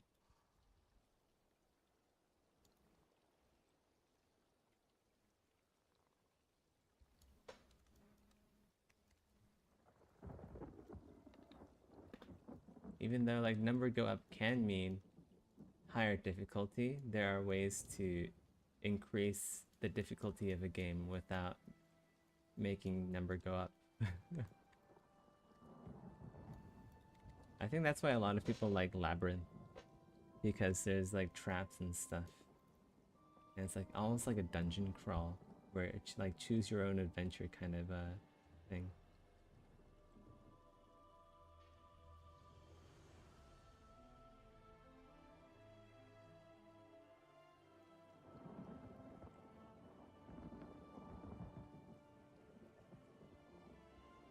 Yeah. It's also yeah, you're right, Conrax. It's also the power level of the player. I think that's inherent to a lot of games that are kind of like live service, but also are like old live service games. Like you'll see that in Warframe, you'll see that in Destiny. Players just get really powerful over time because developers, they keep adding cool stuff to the game, and that means more tools in the player's toolbox to take care of different challenges.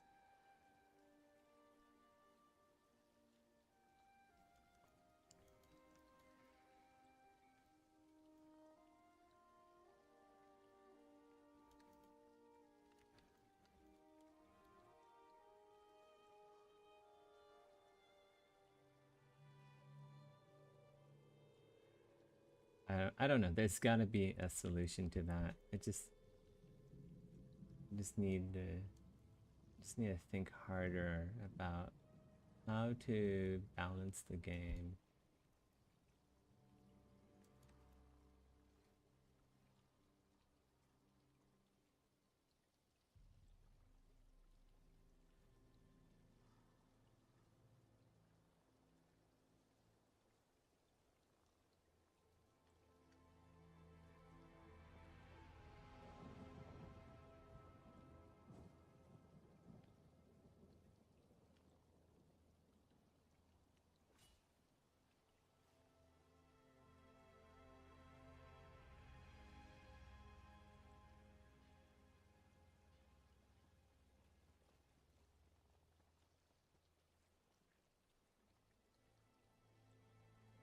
Still haven't queued with anyone. It's been 12 minutes.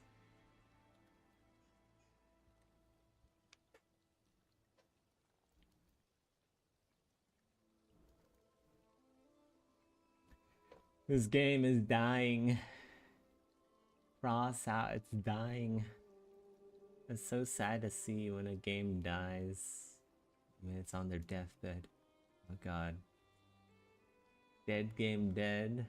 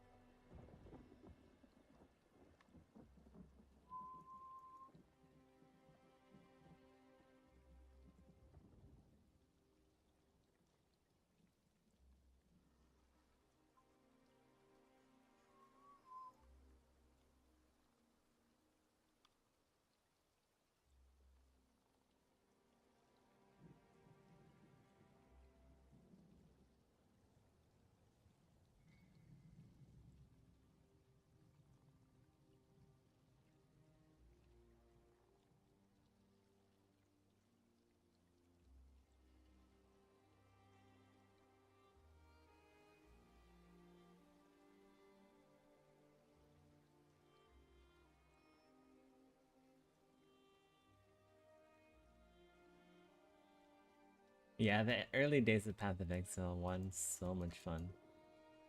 Everyone was like racing to the end. It's like, oh yeah, there's like this new boss at the very end. We gotta grind in the salt lakes.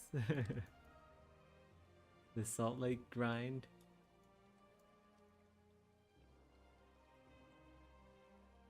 Back in the days when Zizarin was still young and he dyed his hair blue.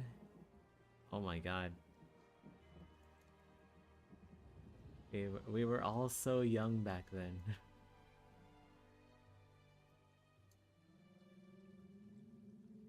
When Asmongold still had hair.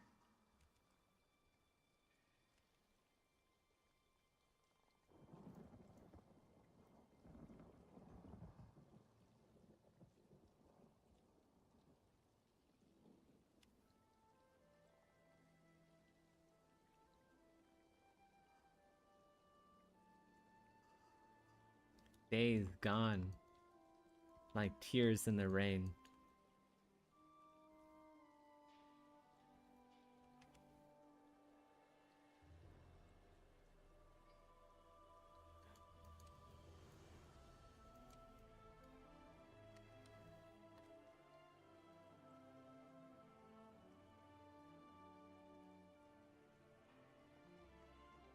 I actually don't even have a match here. It's like 16 minutes. Let's go try queuing again, maybe.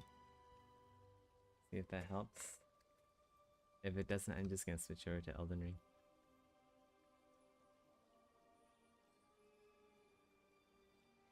I wanna like complete Limgrave with my new weapons.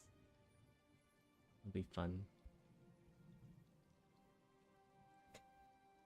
See if we run into any twinks, and then I can give them the matting hand. I'll stuff it up their bum.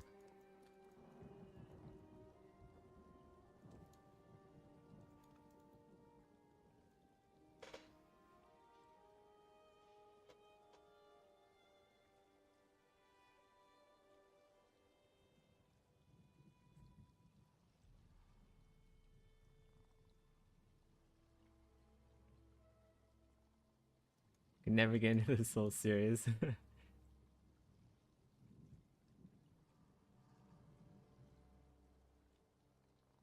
They aren't like traditional games, that's for sure. Well, they kind of are, but they like, also kind of aren't.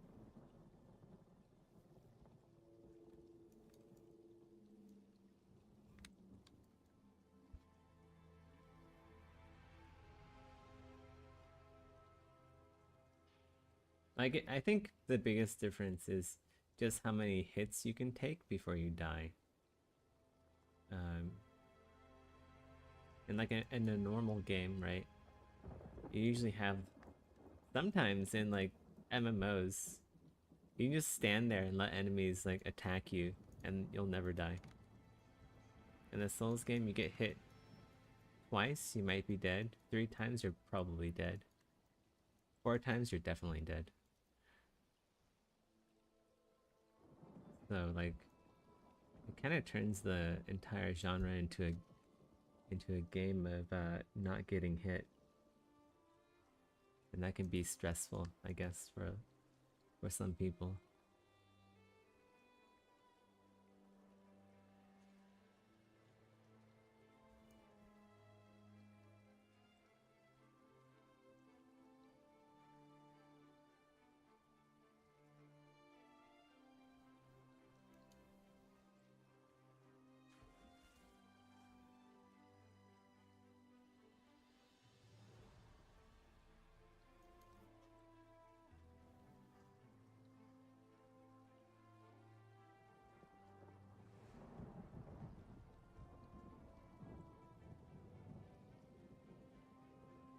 I had fun with God of War.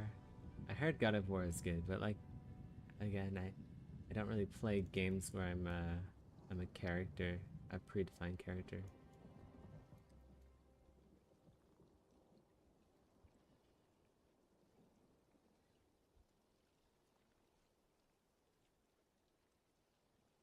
Ugh.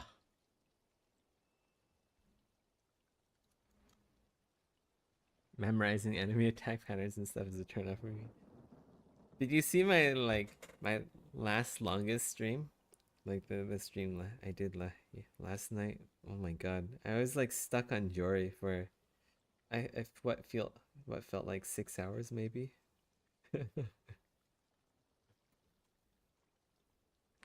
But I finally beat him in the end.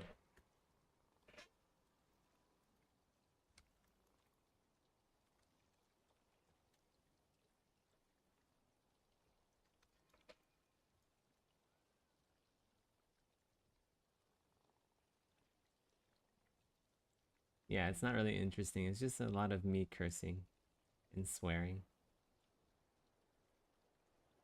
and getting saltier every time I die.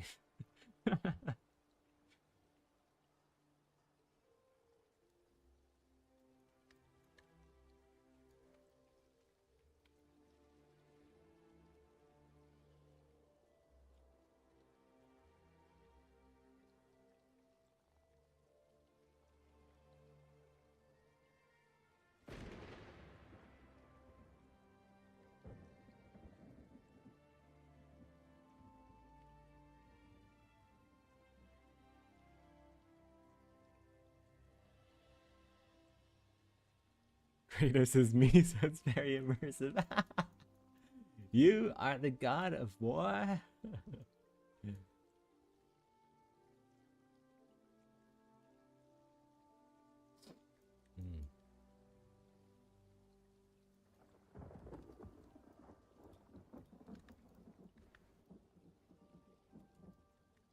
Man, still no match. What the heck? I guess people that aren't playing gone in 2 minutes.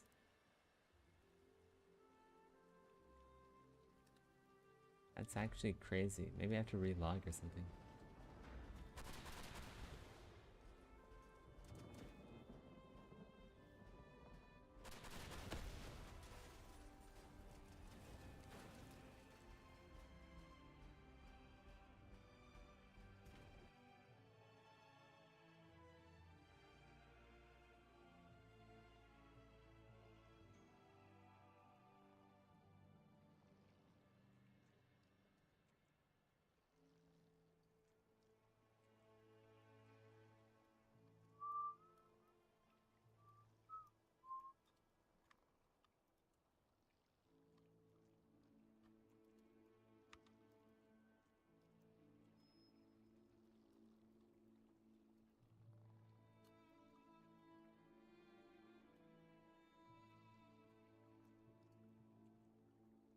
I think my dream game would be like another World of Warcraft.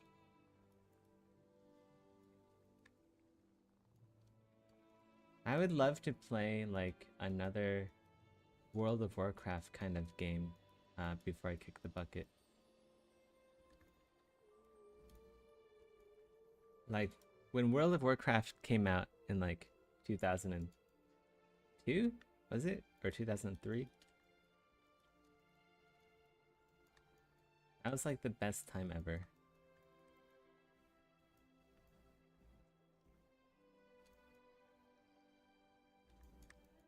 But no one's making that kind of game. No one's making that kind of experience, so I gotta go and make it.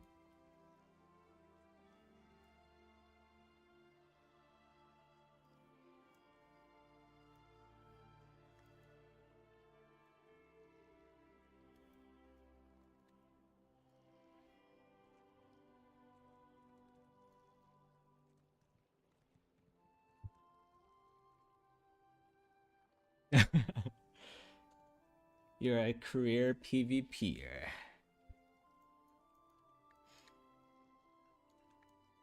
Game like Dark Age of Camelot, but with Mount and Blade physics, space combat. It's a dream game. Oh man, yeah.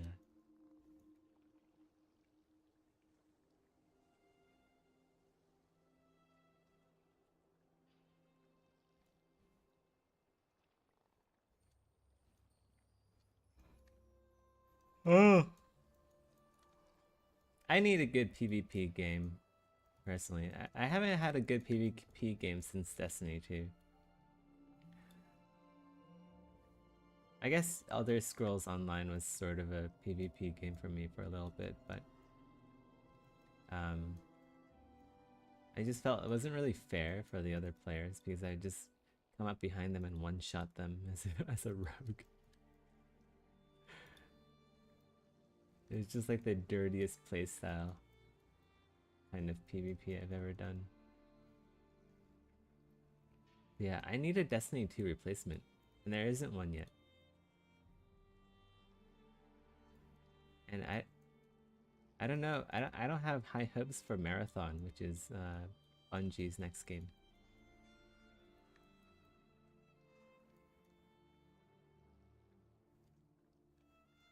I don't know if there ever will be a replacement for Destiny. It's just such a unique game, but it's like been so poorly mismanaged.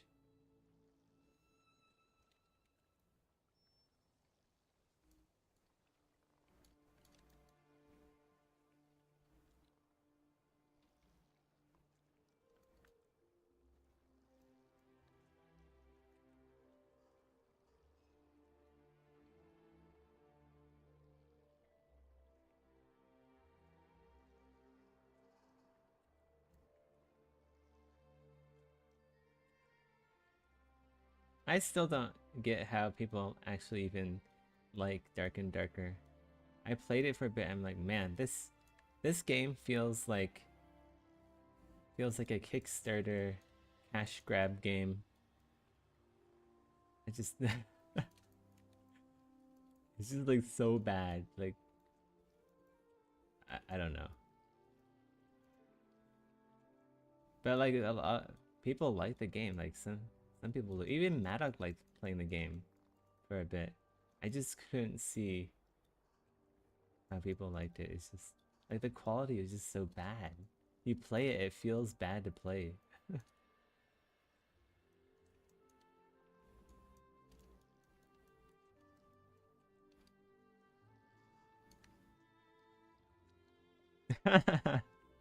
Nice.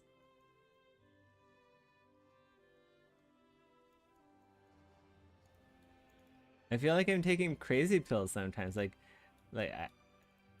honestly feels like playing like a cash grab game. Like some indie developer they're like asset flipping everything and they're like, okay, yeah, battle royale, enjoy. I don't know. Maybe people are just really desperate for something that resembles that kind of gameplay. Personally, I just didn't I can't get the appeal of Dark and Darker.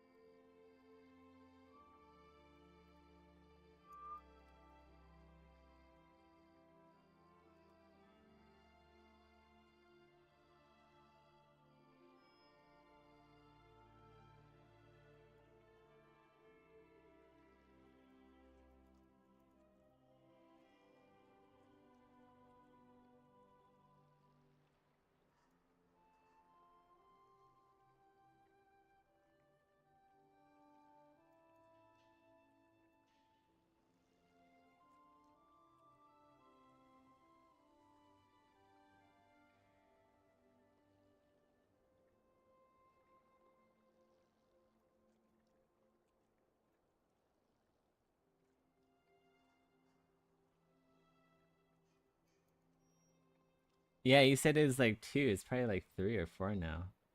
Take care, Conrex. Good luck with the games and everything's. See ya around.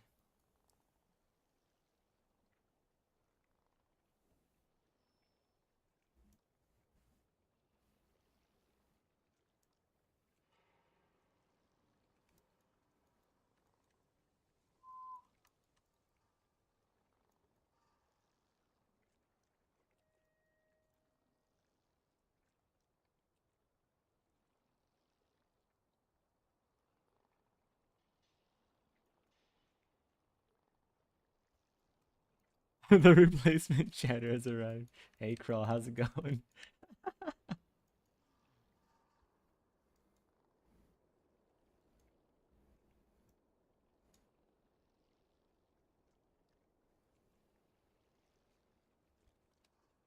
Uh, what is up with my shoulders? They feel so fucking tight, man.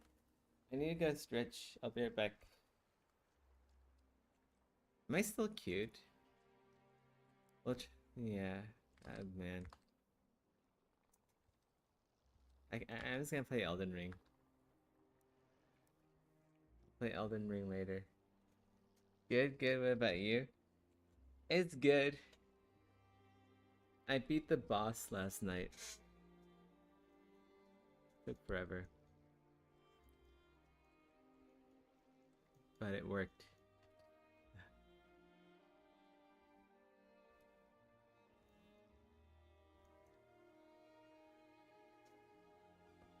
Ugh.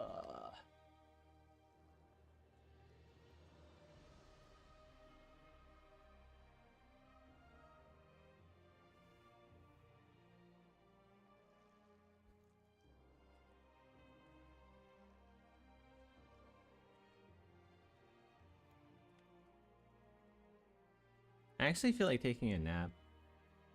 A nap would be pretty nice. A nice Sunday nap.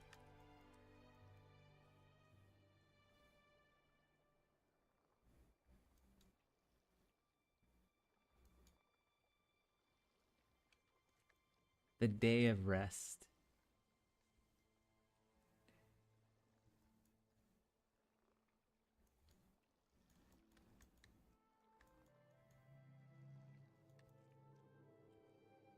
Very valid.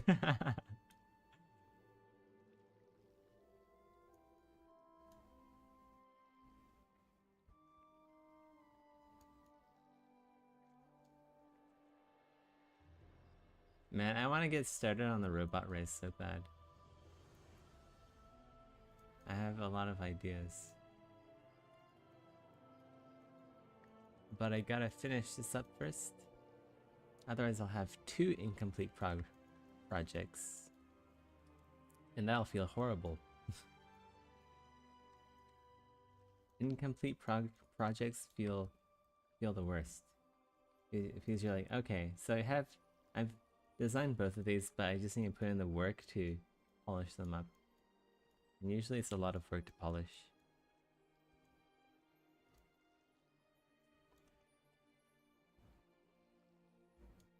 Yeah, so right now there's like 4 races, right? There's the infested, these guys, like the lobster race or the abyssals. We have humans, and then we have your vampires. So I always thought it'd be a cool thing to do a robot or like an android race, which is, or maybe even like a cybernetic race. But basically the main premise of this new race will be that it's mostly mechanical parts, if not like purely mechanical. I still haven't decided on that yet.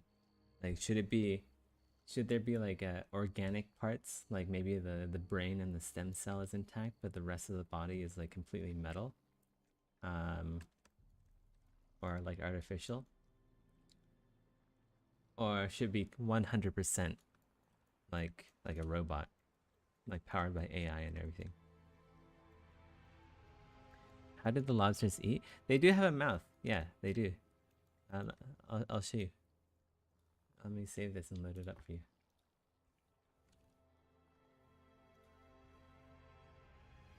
They have like mandibles and like a really tiny opening on the bottom of their chin.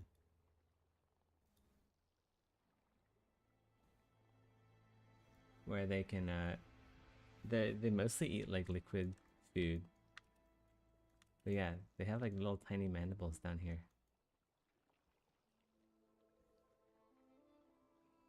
And then these can like animate and stuff. Yeah, they have it. Yeah, there's the 2 sets of mandibles, and they have like these little appendages.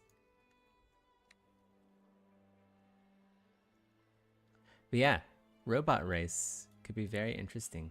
Wait, is this the new one or the old one? This is the old one. This is the new one. Yeah. I'm gonna restart ZBrush. I haven't done that in a while.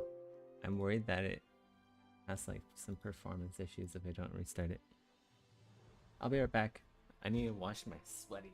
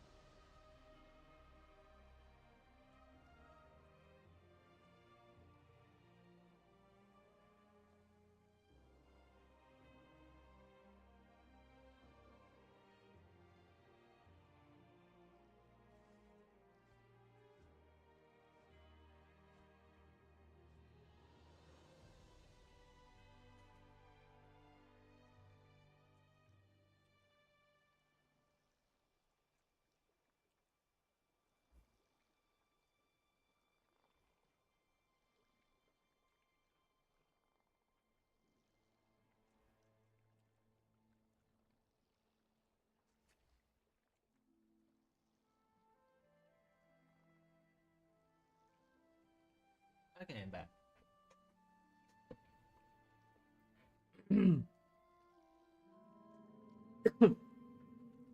Yeah, I think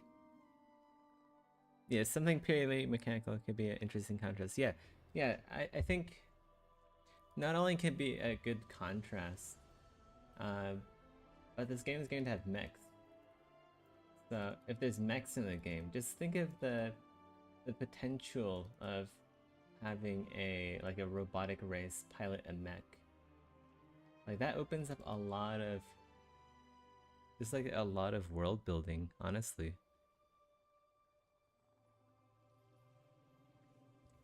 Like you can imagine so much. Like the robot race would be so involved intrinsically with the mechs that that players pilot.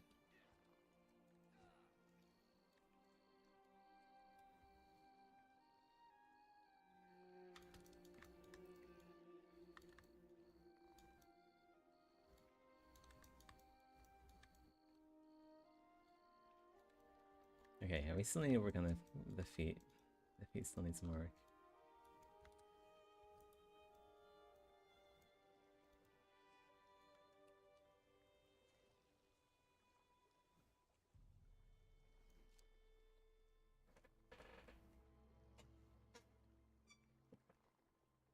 Oh, you mean like varying degrees of organic versus inorganic? Maybe. That would be a lot more work though.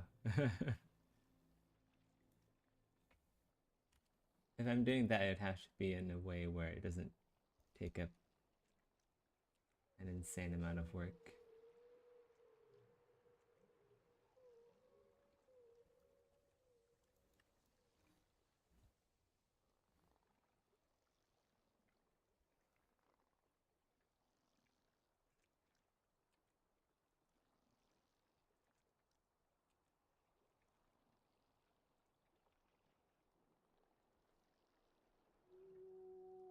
especially if it's like visual. If it's visual, then it would take up a lot of work. If it's not visual and just like descriptive, it would be less work, but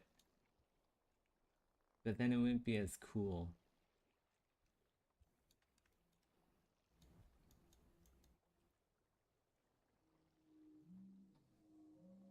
And would kind of negate the whole purpose of having different degrees of organic versus inorganic. Personally, I'm kind of leaning towards just like purely inorganic, like a purely artificial race. Whoops. Oh shit. Layers. Oh no, it's still recording geometric data. That's not good. We gotta undo everything. Undo from the start. References. Undo history.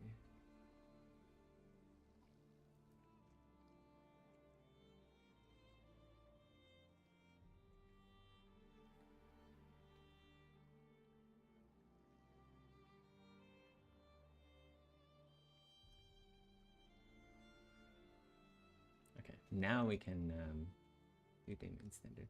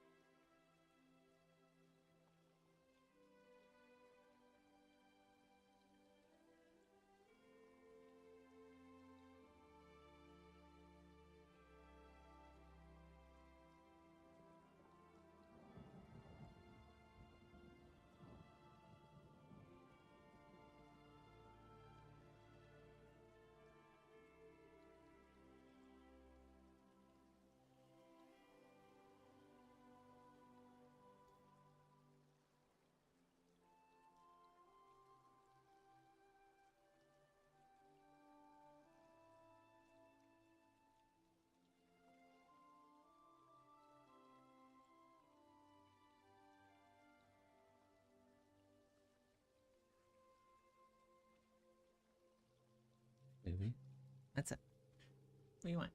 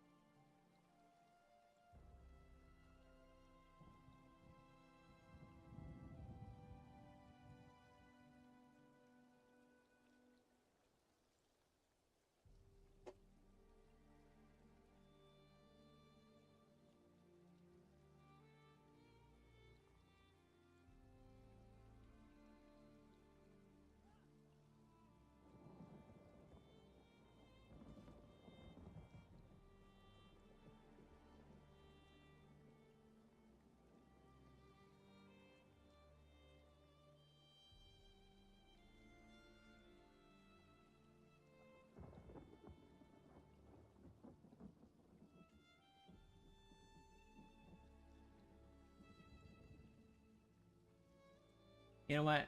I think I might take a nap here. Gonna take like an hour-long nap, and then I'll be back on later. Like if I keep going now, right now it's 3 p.m. here in Malaysia. I take an hour nap. Wake up, cook some food, cook some dinner or something, and then get back on after dinner.